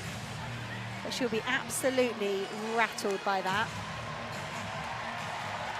And you can see the other athletes, Nina Kennedy there in the background, just coming over to check she's okay. We'll have a look at the replay. Yeah, you can see the pole just totally slipping out of Moser's hands. She's got the competition won, but she wants to test herself. She wants to attack a lifetime best. And as the athletes fatigue as well, if you can imagine trying to hold on to that pole, it gets harder and harder. And yes, it looks like an innocuous fall onto her back, but you have to consider the forces that were being put into that pole. They do ricochet back into wrists, into hands. So let's just hope that Angelika Moser, the winner here in Paris, hasn't hurt herself. Well, let's hope she hasn't, but that is one of the biggest wins of her career. You look at that stellar field behind her. 1 or 2 absentees, the Americans in particular, Sandy Morris and Katie Moon, but getting a little bit of comfort there from Nina Kennedy, who ended up in third place, having cleared 4:70 first time. She couldn't clear 4:77. Neither could Eliza McCartney. Moser clearing it at the second attempt for the win. Right, a picture there. You can see the women lined up for the next event, the 1,500 metres, and what a field that promises to be. As if the men's wasn't special, a 3:28 winning time, remember, for Cam Myers. What can the women serve up under these gorgeous blue Parisian evening skies? It's almost 7:30 local time. Well, the endurance running here has been absolutely obscene. World lead by Audrey Verreaux in the women's 800, world lead by Marco Arop in the men's 800, and Cam Myers with that world lead in the men's 15. And the wave lights here in this race are set at the world leading mark, and that's 3:55.56 from Berke Heilum. She's not here, but Georgia Hunter-Bell is. The Olympic medalist over 1,500, world medalist over 800, and then world indoor champion over this 1,500 metres in Turin.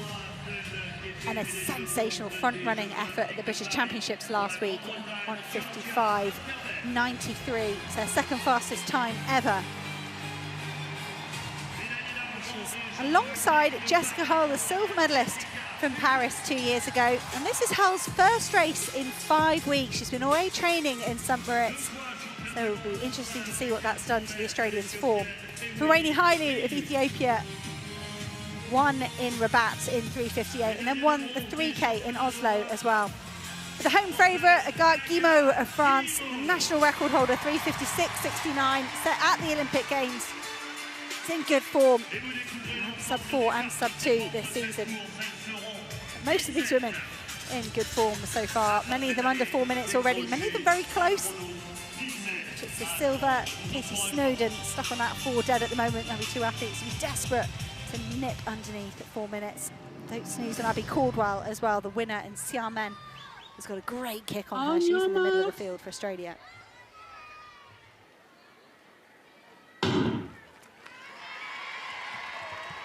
See who fancies the fast pace. It's Andrea Rodriguez of Spain that's been asked to do the pacemaking, and she's been asked to go pretty quick, 2:05, 2:36.5 through the kilometre. And I've got to say, for an athlete whose lifetime best over 1,500 is just 4:28, I think this is a really tough ask for Rodriguez. She has gone 2 dead this season, but when you're a 2 dead runner, to run 2:05 is pretty tricky. Luckily, nowadays, you get the pace lights to help you.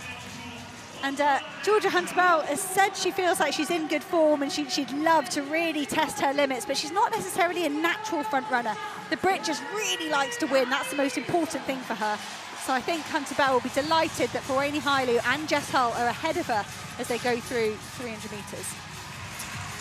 Yeah, question mark for me is whether or not there's been a reset from Jessica Hull, the Olympic silver medalist. Hull, who hasn't raced for over a month since the Diamond Leagues in China. They go through 400 metres there, 61.88. That is nice and quick. That's very healthy indeed. And I'm expecting something special from Hunter-Bell here. Remember, she won the Rome Diamond League in 3:58. It destroyed the field there. She won it at a canter. And we know after that fast 800 last week, she's got many seconds in the bank. She's tucked in perfectly at 4th place at the moment there behind the pacemaker and Hull in 2nd place and the Ethiopian Hailu in 3rd place. But I'm looking for Georgia to do something special here in the second half. And we know that Jessica Hull, when she's in form, she likes to front run, she likes to push from the front. She benefited from having some fantastic races and being pulled along by Faith Kipyegon. And that really helped her find her limits, that she could go all the way down to 350. So Jessica Hull's got that feedback. When she hits something in training, she can compare it to that brilliant 2024 and take that confidence onto the track. But Jessica Hull almost clipping the heels of the pacemaker here. Fourini Hailu has just opened up a gap here behind Hull, and I think Georgia Hunter-Bell and Agathe Guimot have got to be careful here. They don't let that gap to Jessica Hull grow any larger as they go through 800 metres in 2:5. Yes, Hunter-Bell, a very astute racer to her credit. She's in the middle of that trio left of picture as Hull hits 600 metres to run. Hailu in 2nd place will make a long charge from home. You mentioned quite rightly, Hannah, that she ran a really good 3,000 in Oslo, 8:24. What, a couple of weeks back now. They're bunching the main pack, but some way back behind this quartet. And I'd like to see Hunter-Bell move up now and begin an attack as they come through the belt. Well, great to see Fourini Hailu close the gap onto Jess Hull. They're just letting the lights drift away from them ever so slightly. The light set at 3:55. But they take the bell in 2:54. And it's going to be a burnout. Wonderful to see 4 women attacking the final lap. Well, Hunter-Bell perfectly capable of going hard from here on over the final 300 metres. She might be biding her time here and just looking for the win against great opposition. As we're looking at Hull now in the lead, and this is the best we've seen the Aussie, I think, this season outdoors. This is, for me, this is being set up for Georgia Hunter-Bell. Jessica Hull has played her cards. Perhaps she's coming under pressure as we go to 200. Fourini Hailu, she likes to kick early, but she's most dangerous when she's patient. I think Fourini Hailu has given her best to this race, and it could leave the last 150 here to Georgia Hunter-Bell, the new world indoor champion. Agathe Guimot running fantastically in 4th. Georgia Hunter-Bell takes the lead. She swings into the home straight. She's back on turns with the lights here, but Fourini Hailu digging deep in the last 50 metres. Well, Georgia Hull knows she's got the Ethiopian for company. It's Great Britain just ahead of Fourini Hailu. Georgia Hunter-Bell, 3:55.56, just 63. She just misses the world lead. But a big season's best, another win for Hunter-Bell. She's only taken 1 defeat the whole year to Claudia Hollingsworth in Australia just a few days after winning that world indoor title. And she's shown now she can do it in a fast race. She's beaten all the women that are on form this year. Well, she was favourite and she delivered, Hunter-Bell, after that 800 last week. I got her last 800 at 2:05.7. Absolutely brilliant. Hailu had something to chase down the home straight and it dragged her through to that season's best. Guillemot, a national record. The French, what a night they're having. That's superb from the French. And Hull, well, that is an improvement from her, a season's best. She might not be in her Olympic form, that 350 form, but 3:57 from her is a good step forward. And the Aussies, look at that, 2 athletes on 3:57. Those are special times. Look at the top 7 there. Personal best for silver of Portugal.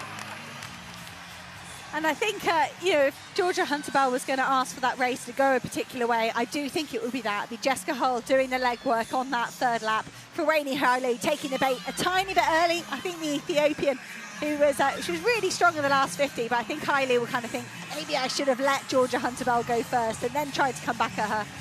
And what a finish from Guimot to lower her own national record. But the women's 1500, we're not sure where Faith Kipyegon is at the moment. We saw her in a 5,000 in Xiamen, and we haven't really seen her since Perhaps we'll get a look at her. Maybe in Monaco she does like to compete there. But in her absence, Georgia Hunter-Bell just keeps racking up wins.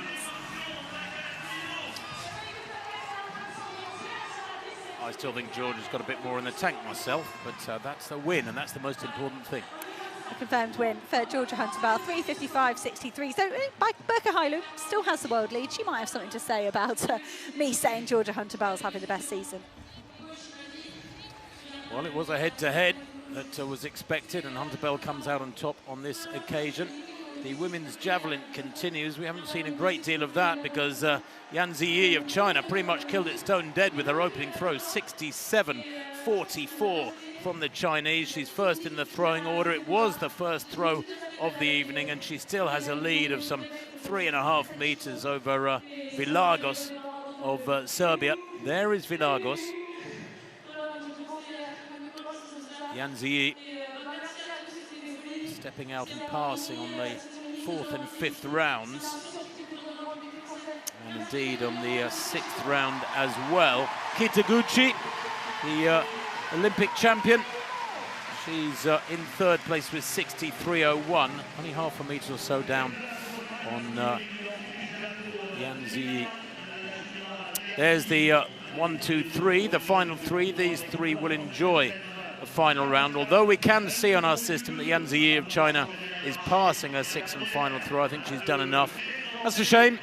Be nice to see her take at least her final round throw against these 2, but they have got a chance to catch her, albeit a minor one, with the lead at 67.44 from the Chinese opener against Vilagos, 63.83 in the 2nd round. So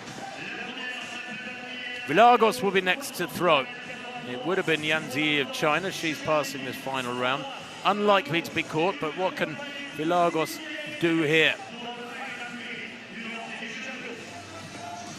The Serb has a lifetime best of 67.22. She'd need to improve that by 23 centimeters if she were to catch Yan Ziyi. Twice the European Championship silver medalist. 3rd in Zagreb just a few days ago. How does that one pan out? No, it's about 57 meters. No improvement on her 2nd round, 63.83. Indeed, it's the only one that really, in which she hit her straps and went beyond 60 meters, 57.28. So no improvement from her, but she's there to be shot down. And Haruka Kitaguchi of Japan here has a pretty good chance of catching her, I would say. Anna Kitaguchi, a great competitor, took gold in this city at the Games a couple of years back. Her lifetime best 67.38. To take the lead, she'd need a personal best as well. And I think that really underlines the quality of Yan Ziyi, the fact that the reigning Olympic champion, the former world champion, would need a lifetime best to win today. That shows just how far the Chinese athlete is throwing this season. But Kitaguchi on her own journey, after that very disrupted 2025 and not making a final in Tokyo, I think it's been a welcome return to form to see Kitaguchi on a Diamond League podium. 63.01, 3rd at the moment. Can she find anything extra? No, you can kind of tell from the body language as she knelt down there on the track. But I do think that's good progress from Kitaguchi. She fouled out, probably just reached across the line. And she realised the javelin was dipping down a bit. But, nearly always has a smile on her face, Kitaguchi. She stays in 3rd place. And there is the winner, Yan Ziyi. She is still in the stadium. And do you know what we didn't have time to talk about because we didn't see her much?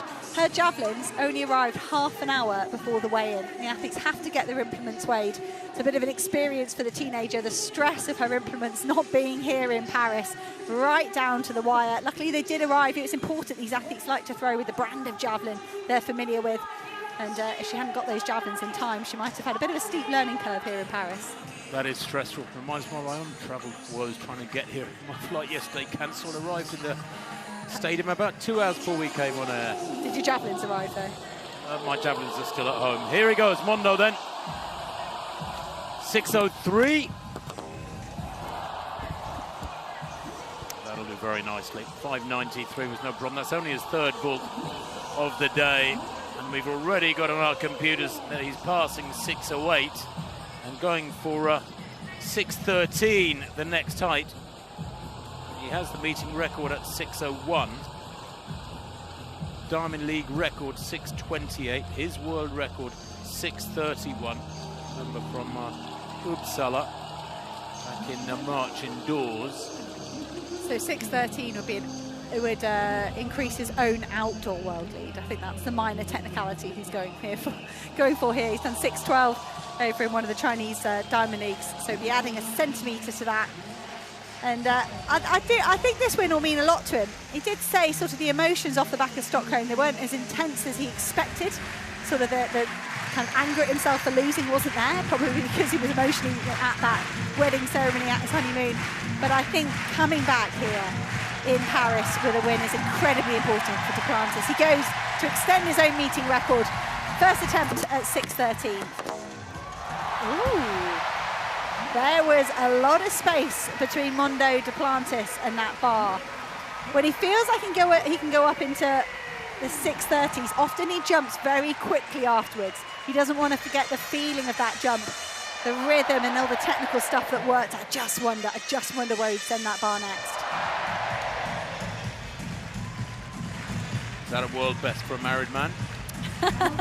Yes. Ooh, Renaud Lavillenie. I don't know if he's married, when he got married. Probably not. No, maybe that's what he's going to go for. World record for a married man. Can't see a ring. I don't know if there'd be extra weight. He might shed that for the competition.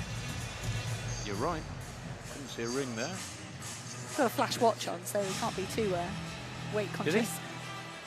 Well, you're on that mentioned weight. Final event of the evening, though, the 5,000 metres, 12.5 laps on the track. Just 6 men in history have gone under 12:40. But you thought 22 in the steeplechase was a big field. There's 23 going in this men's 5,000 metres. 12.5 laps on the track, as I say. Jimmy Gressier, the world champion last year in Tokyo at 10,000 metres. The Frenchman in front of his home crowd, going for a European record tonight here, we hear, although it may be a little on the warm side. There is Gressier, 29 years old now. Diamond League final winner last year in Zurich over 3,000 metres with a spectacular sprint finish. Just what he produced a few weeks later in Tokyo, the Japanese capital, to take that world 10,000 title, turning back the best of Africa. Grant Fisher, the Olympic bronze medalist in this city at 5,000 and 10,000 metres 2 years ago. Very consistent, a fabulous 5th in Oslo and a season best at 12:49. Andres Almgren, the European record holder from last year in Stockholm, 12:48 he ran in Oslo. 12:44 his European record. He's rounding into form as well, a good 3rd in Oslo. Yehune of Ethiopia, only 8th at the World Indoors over 3,000, but the World Under-20 champion back in 22. He's a great racer. He's the world #1 this year, Adisu Yehune, just 23 years old. It's a big, big field. Lamesha Girma is in there, remember, the steeplechase world record holder, making a rare race here. His only start so far this year was a DNF in the Stockholm steeplechase. How will he go here tonight? Look out too for Jacob Kropp. Didn't do last weekend's Kenyan Championships, the Commonwealth bronze medalist. He goes in this one, the 25-year-old. He's got a best at 12:45, as I say. Will the magical 12:30 be broken anytime soon? 6 men ever under 12:40. 17 men in this race have broken 13 minutes. It's a very high caliber field here in Paris as this race gets underway in far from user-friendly temperatures. 12:44, that's that European record. And that's the target for Jimmy Gressier here. The green lights will take them out at 2:33 for 1,000, 7:43 for 3,000. The target is that 12:44.27 of Almgren, and he's in the race. He's got a chance to defend that European title or European record, or indeed improve upon it, and he might need to if Jimmy Gressier is in the mood, because Gressier is a very consistent racer. And he's in white at the moment, back in about 8th or 9th place, Jimmy Gressier, one of the shortest fellas in the race, but they're going off at a nice steady tempo. The two pacemakers look to be doing a pretty good job here. Tim van Bandert of the Netherlands, inside Michal of Spain. Interesting to see Santiago Catrofe up there ran a very good 10,000 the other day on the roads. He was second behind Salomon Barega at the Manchester. Great run, pushed Barega all the way. But Catrofe, I think he's almost accidentally got himself in a good position in the first lap. And the Uruguayan just letting the pacemakers get away here. I think he's happy to be out of trouble and not be stuck back in the pack, but I don't think he wants to be going at 12:44 pace. No, and Garma it is who moves into third place. The American back in about sixth place is Graham Blanks. Watch him sixth in Oslo, and that's 12:49. He's a 12:48 performer, the former soccer player, former Harvard graduate. I say former Harvard graduate, he's a current Harvard graduate. He just went to Harvard, but he's moving well. Grant Fisher at the moment back in the pack and about 10th place at the moment, with Jimmy Gressier right beside him. Almgren shadowing the pair of them. A lot of the big names keeping their powder dry through these early stages. They 61.7 for the first 400 meters and 2:03.4 with Michal Van Bandet out in front through 800. Van Bandert's done a good job here. The second pacemaker, he's gone back to get the group, and it's Etienne Dagenot of France, who's actually the leading Frenchman at the moment. And Dagenot will know all the attention is going to be on Gressier, and he's just trying to run his own race here. Guillermo, the first of the Guillermo brothers, just slotted in behind Dagenot, but I just think that's really interesting from, if you like, quote unquote, the other Frenchman, just getting himself up towards the front of the race. Still no movement from the big three. Fisher, Almgren, Gressier back in the middle of the pack at the moment, but staying in touch, but probably about 15 meters off the front. They went through 1,000 in 2:33.9. That was Meshal in front. It was a little bit slower than they wanted, because obviously he's gone through in more or less 2:40, 2:34. Means the big names have gone through, well, probably about 2:35, 2:36. The athletes just, you want to just be settled. Well, you know better than me, Tim, but you want to be kind of settled and calm in this second kilometre, all the way through to that fourth kilometre, really, and then save some mental and physical energy for the very end of the race. And Dagenot clearly feeling good, feeling like he's got something good to show here. Van Bender is doing very well here. He's looking around, making sure he's doing the very best job for the athletes that want to go on the lights. But there is a big gap back to the rest of the races. I think it might be Beilu just trying to close the gap. Well, I think Dagenot, who ran a really fast half marathon in Berlin back in April, that was a 59.27, wants this to be a test of strength. He's had only two smallish track races so far this season, the Frenchman who's gone with the pacemakers, and credit to him for that. Beilu, you can see back in fourth place, trying to bridge that gap between the leading trio and the main pack. Graham Blanks tucked in there as well, moving well through, what, 4 laps there. And they went through 3 laps in 3:05 and 4 laps in 4:06. They're maintaining a nice steady tempo at the front end, but the main pack there is, what, 3 or 4 seconds back, and a little concerning that they're really running way outside 62 and a half per lap, the main pack. Well, Mondo Duplantis took his first defeat in 3 years in Stockholm, and how does he respond?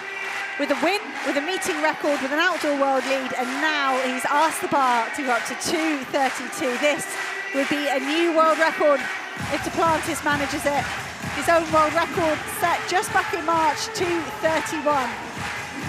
What a mark from Duplantis to be attempting this. It's a dagger to the heart of the rest of the pole vault men that thought they could contend with him. Back straight has been absolutely jam-packed for the whole evening. No one's left their seat. They're up on their feet now, though, as Mondo Duplantis goes for a new world record here in Paris. So often he doesn't get them on his first attempt, does he, these world records? It was a huge clearance at 6:13. We thought it might be on the cards. He's got 2 more attempts, so just try and recover here, catch his breath before maybe he tries again.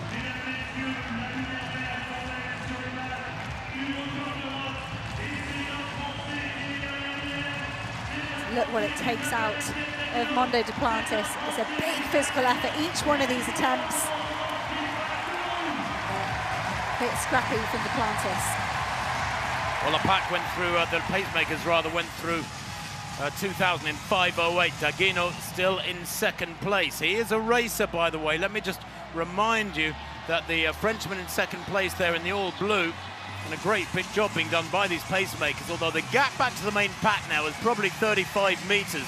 Maybe 40 metres. They've decided clearly to give in to these very high temperatures and just race each other. Boasting rights are more important than records on a night like this when it is so warm. I know Hannah said officially 28 degrees in this part of Paris, but I think in this stadium it's a bit of a cauldron and certainly warmer than that.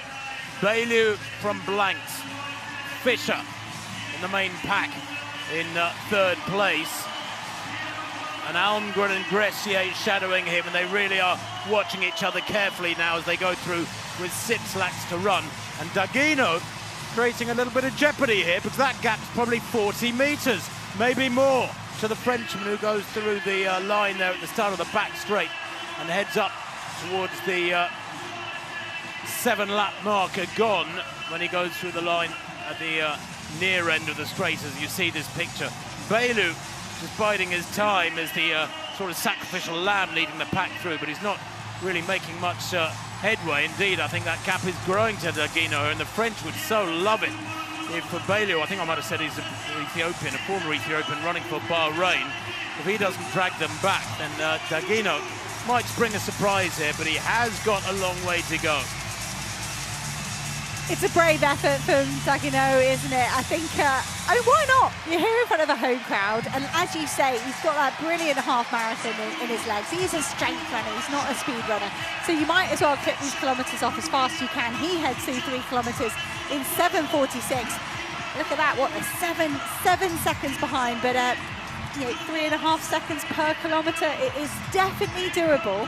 I think the main pack have maybe got a couple more laps they can relax into, and Kuma Girma, I think the first to make a move there, and he almost took down some of the other athletes around him. Apologies, it's Ntaka Rutimana was the athlete that burst out of the pack.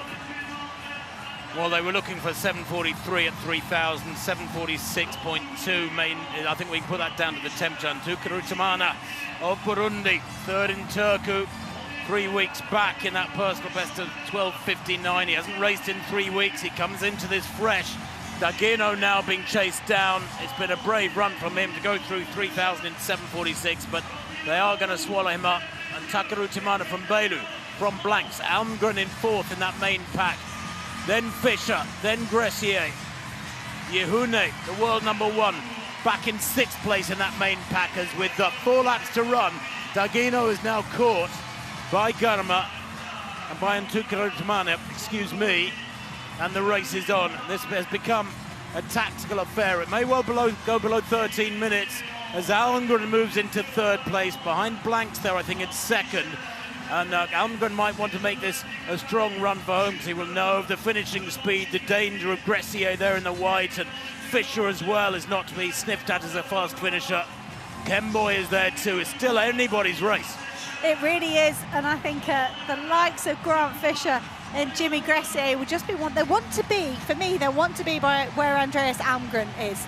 I think the Swede has the best position now, and Ntaka Rutimana is looking strong. Graham Blanks is tucked in well, but there's a big Yehune as well. We cannot forget about Yehune. He's got his tactics perfect in his last 2 Diamond Leagues, and again, he's just lurking there, lurking in 6th place. Ntaka Rutimana with 3 laps to go then. Blanks in 2nd. The Swede, Almgren, who's been rounding into form, in 3rd place at the moment. Jimmy Gressier, the crowd loving this one, been kept well informed by the stadium announcer. Fischer in 4th, Gressier on the inside in that all-white bodysuit, just making sure his presence is maintained in the top half dozen or so. Baillou back in 6th place. They're packing their bunching a little bit as they go down the back straight. They come to 4 kilometers this time. There it is, 10:26, and I thought it was slow. That was a 2:40. It's the slowest kilometer of the race by quite some margin, and this is now a great race to relish over these last couple of laps. And they'll all be aware of the closing speed of Jimmy Gressier. What was it, 54, 55 or so he unleashed in Tokyo to take that gold medal. He's so strong in the closing stages. Grant Fischer is on his day. You know, 2 years ago in Paris, it was that closing speed that gave him that double podium at the Olympic Games. But Gressier, I love the inside move here from the Frenchman. He's just taking every bit of ground he can when it's offered to him. And he's just on the inside of Andreas Almgren. For athletes of this caliber, this has been a slow, tactical race, quite frankly. There's a pack of, what, about 12 athletes now moving down the back straight. They're all watching each other. It's like a game of chess now. Lap and a half to run. Egide and Takeru Timan of Burundi has been brave through this second half, has kept the race reasonably honest. As he holds his hand there just to say, hold back, hold back. Maybe he got clipped from behind, but he hasn't exactly accelerated, so that's why they're running into him. Almgren in second place. Blanks in third, Fischer in fourth as they come through with 500 metres to run. Gressier is up there as well. Cornelius Kemboi, Adisu Yahune, who is a great racer. Don't discount him, even though he's back in seventh at the moment. Kemboi on the outside. This is it now. This is going to be the explosion from the bell, but who will lose patience? And Takeru Timana digs deep, starts pumping harder. Almgren still looking strong. Blanks in third place, giving a great account of himself at the moment. But who's got the legs here over the final 300 metres? Gressier has not been shy in promoting his chances here of breaking the European record, which suggests he's in good form. That white vest moves up into fourth place now. Although Fischer looking really strong in third in that high knee style of his. And Takeru Timana, to his credit, 200 metres to run, still in the lead. Almgren there as well. Krupp, it is Jacob Krupp, moves into third place and now into the lead around the bend. And Fischer's still looking strong, and I'm not sure if Gressier's got it. Back in fifth place, into the straight now, and it's Almgren kicking away. Fischer down the outside, Krupp between them. Fischer may take this one, and he's going to get there. Saves enough for the last 50, and Fischer takes it. 12:54. The time is immaterial. Perfect timing, perfect racing from Grant Fischer, and he is back with a bang. That is absolutely brilliant from Fischer. Back in winning ways. He is so consistent. Fifth in Oslo. He's the fastest non-African ever, is Grant Fischer, with 12:44. He's run over 10 seconds quicker than that, but that didn't matter tonight. He's the US record holder. He's the 11th fastest in history. Tonight, he's turned back most of the best in the world to take that one quite comfortably eventually. 12:54.80. What a return to form for Grant Fischer. Last year he was sensational. The first part of the season had that trademark kick, and it just ran out of steam as the season went on. He was challenged at USA's, and but today he's come back and got a wonderful win. Well, the next meeting is in Eugene. We'll be heading off there on Wednesday, Steve Cram and myself. Of course, they come thick and fast at Diamond Leagues now. The week after that, it's Monaco, and then London after that. But Eugene, the Pacific Northwest, the venue for more great track and field athletics next Saturday on the Diamond League circuit. Do have enjoyed it tonight. There's been a stunning meeting. So many records, I've lost count. Diamond League records as well in the first 2 or 3 races. And great times, great performances, great distances. And as I say, records galore. It continues mid-season now. Myself, Tim Hutchins, and Hannah England. Bye-bye.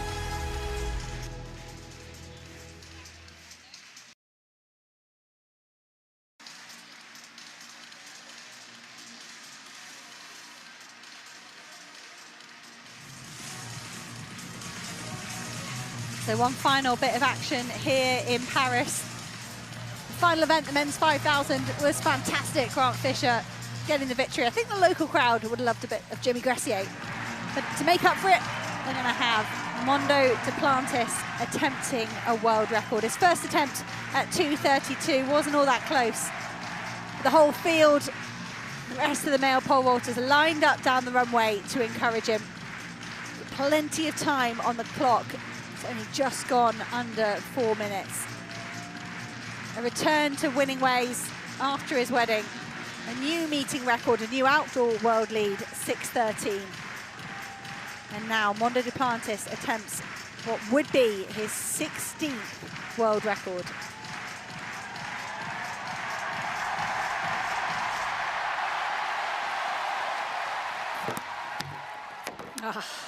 Nope. And that, I don't know what the body language here from Duplantis says, like whether he's going to take that third and final attempt. He usually does. We don't usually see him kind of bow out early. Well, and I reckon that nod there as he sits there says, I know what I did wrong there. I know what I did wrong. Yeah, he's just nodding. Yep, I've got this. I've got this. I know what I need to adjust. Don't ask me what he needs to adjust. It's far, far too complicated. There he is. So I counted it 101st Diamond League today. 101. Did Yeah. I not mention that earlier? Yeah. Unbelievable. Fantastic for Renaud Lavillenie. But he's an Olympic champion, and he's won world indoor titles, European titles. He's never won the world title. Renaud Lavillenie. It's one of the bizarre aspects to his CV. Look at every single official's made it over here for this second attempt. They've all got their own smartphones out. It was even Chris Nielsen was videoing it himself. Everyone wants to see a bit of history. Well, I'll tell you what, he couldn't have better advice. There's more knowledge over there on the back straight amongst that pole vault field than I think you could ever expect at any other meeting. 9 of the world top 10 are here. 6 of the all-time top 10 are here. That might have happened before, but not many times. I wonder how many of Mondo Duplantis' 15 world records Renaud Lavillenie has been present for. Because he seems the only man that punches out of that pack to go and say something. The only man that it's sort of acceptable for. Well, he's sort of the granddaddy, isn't he, of the pole vaulting world, is Renaud. And he's 39 years old now. Trying to get a look here whether that pole's going back in the bag. Whether Duplantis is going to jump on. Just to wrap up the competition, it was brilliant. Second for Baptiste Thierry of France, a new lifetime best, 5.93. Manuel Carolis, 5.83. And then he didn't take all his attempts at 93 and exited in the end with a bar at 6.03. So the Greekman, despite some wonderful jumps, has been so high in some of his failures in the last month. Not really closing that gap on Duplantis. I wonder whether or not having Lavillenie there, just to mention 1 or 2 tweaks that might be made, is going to help him. You know, so many athletes at this meeting have got big names behind them. Kit Taguchi, who was 3rd in that javelin, has been coached by Jan Zalezny since May this year. He's in the stadium. And there we go. Who wouldn't want to be a fly on the wall? Can you lip read, Hannah? No. Covering your mouth now illegal in the FIFA World Cup. Is it? Yeah, you can get a red card for doing. Sorry, a yellow card for doing it. Okay. Booked. It's kind of weird. I know it's a correct the norm everywhere else. Yeah, it's the correct. In this scenario here, it's the correct balance of, for me, if I was a technical athlete, you want some clear things to work on. You need 1, maybe 2 things to work on, not 5, not 6, not 7. And then you need to do this. You need to relax a bit. You need to chill out. I was just going to say that's a good psychological process. You know, Mondo is a very chilled guy. He obviously knows how and when to focus. What he needs is to keep relaxed at the moment, just recover, prepare for that next vault. Plenty of time when you're the only man left in the competition.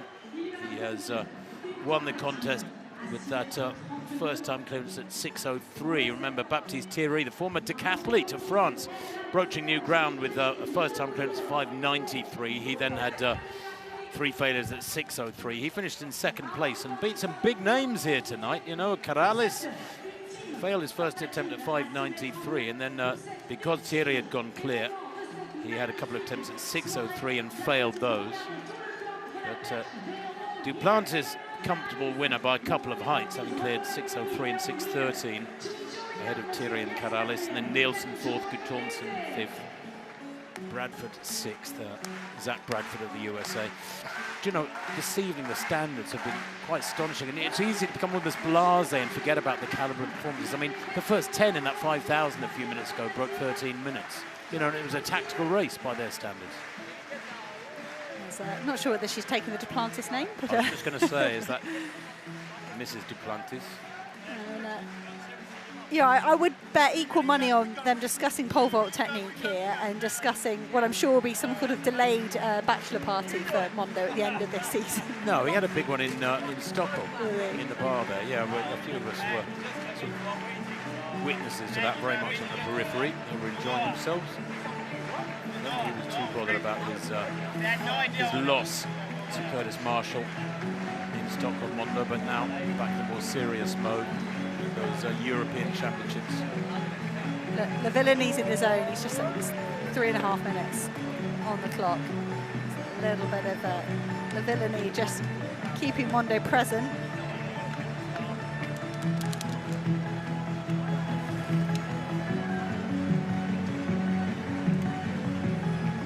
Psychology of this event is absolutely fascinating. Can you imagine sprinting down the runway, holding a pole, turning yourself 6 meters in the air upside down? It is so technical.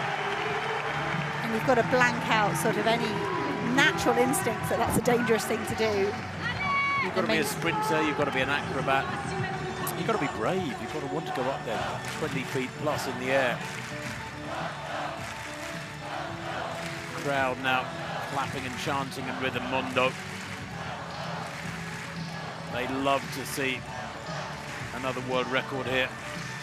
That meeting record was 6:01. He's already broken that twice tonight with 6:03 and 6:13. One attempt left at 6:32. And it's easy to forget too, Hannah, that he's not a machine. He is flesh and blood. He's mortal. He makes mistakes. He can lose focus, as he did in Stockholm with a wedding a few days away. That was a pretty good excuse. But most of this crowd, I reckon, there was about 18,500 in here. I reckon 17,500 have stayed on to watch this. Can he send them home delighted, even more delighted?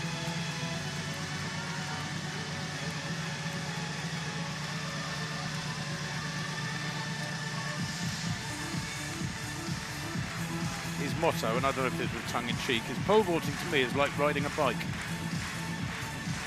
You never forget it, I guess. Doesn't mean you can do spectacular things necessarily.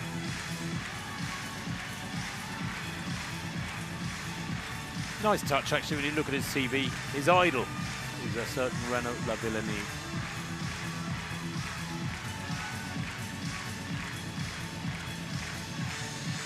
Here we go then, third and final attempt at a new world record. 6 meters 32 for Armand Duplantis, give him his full name. His 6:31 highest mark, indoors or out. Came back on the 12th of March in Uppsala, Sweden. Delighted the crowd there. Having in June last year, almost to the day a year ago, set a world record of 6:28 in Stockholm. 6:32, final attempt. World record beckons. Oh, it was a fine attempt. The best of the three by quite some margin. It was so close. And I think on the back of that, Hannah, we can say it's coming. It's coming. Mondo will deliver at some point this season. We just don't know where. He'll have to buy tickets for every one of the remaining Diamond Leagues and probably 1 or 2 other meetings as well. To his credit, he's a prolific competitor, loves getting out there, meeting his mates, having some fun and smashing the odd world record. Sam Kendricks there to the left of picture with the new Tash, former American record holder, sharing a joke with Lavillenie and Mondo. Not to be here tonight, but it is nonetheless given a nice sheen to the tail end of a great night's athletics here in the stadium. So there it is. Mondo Duplantis winning in 6:13 in this pole vault, a new meeting record. Baptiste Thierry of France giving the French crowd something to cheer with a personal best 5:93 in second place. Emmanuel Karalis of Greece in third place, 5:83. Yeah, no, it's an amazing day. I want to give a big thanks to everybody here. It's one of the craziest crowds in the whole world, honestly. We drop a lot of beautiful statements and a lot of beautiful crowds, but this, you guys are very energetic to bring a lot of. Are we okay? Please?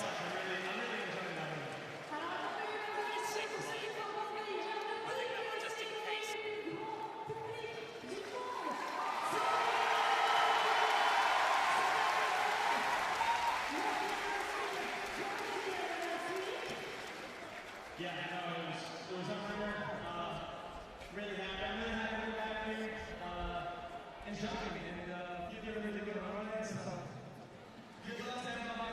the speckled blue skies above Paris remain. It's only 8:10 local time on this glorious late June evening. Don't forget to vote for the DiamondLeague.com, your performance of the day, your athlete of the day, and it's quite a choice. What a decision you've got to make looking back through the results of this one here tonight. Hannah, what would be your decision? Maybe, well, Audrey Varro, 153.8. I was going to say Marco Rope, but no, Audrey Varro's was better. She stays third all time, but knocks a bit off her own Diamond League record and her own world leading mark. I think you're probably right, although there was a Diamond League record in the men's 400 metres from Busan Colin Kabinachipia, Botswana, 43.54. That was special tonight ahead of Nene and Chris Bailey. But yeah, too many choices, really, almost confusing. From the Stade Charlotte tonight, here in the French capital, the City of Light. It's bye-bye from Hannah England, myself, Tim Hutchins. We'll see you very soon. Bye-bye.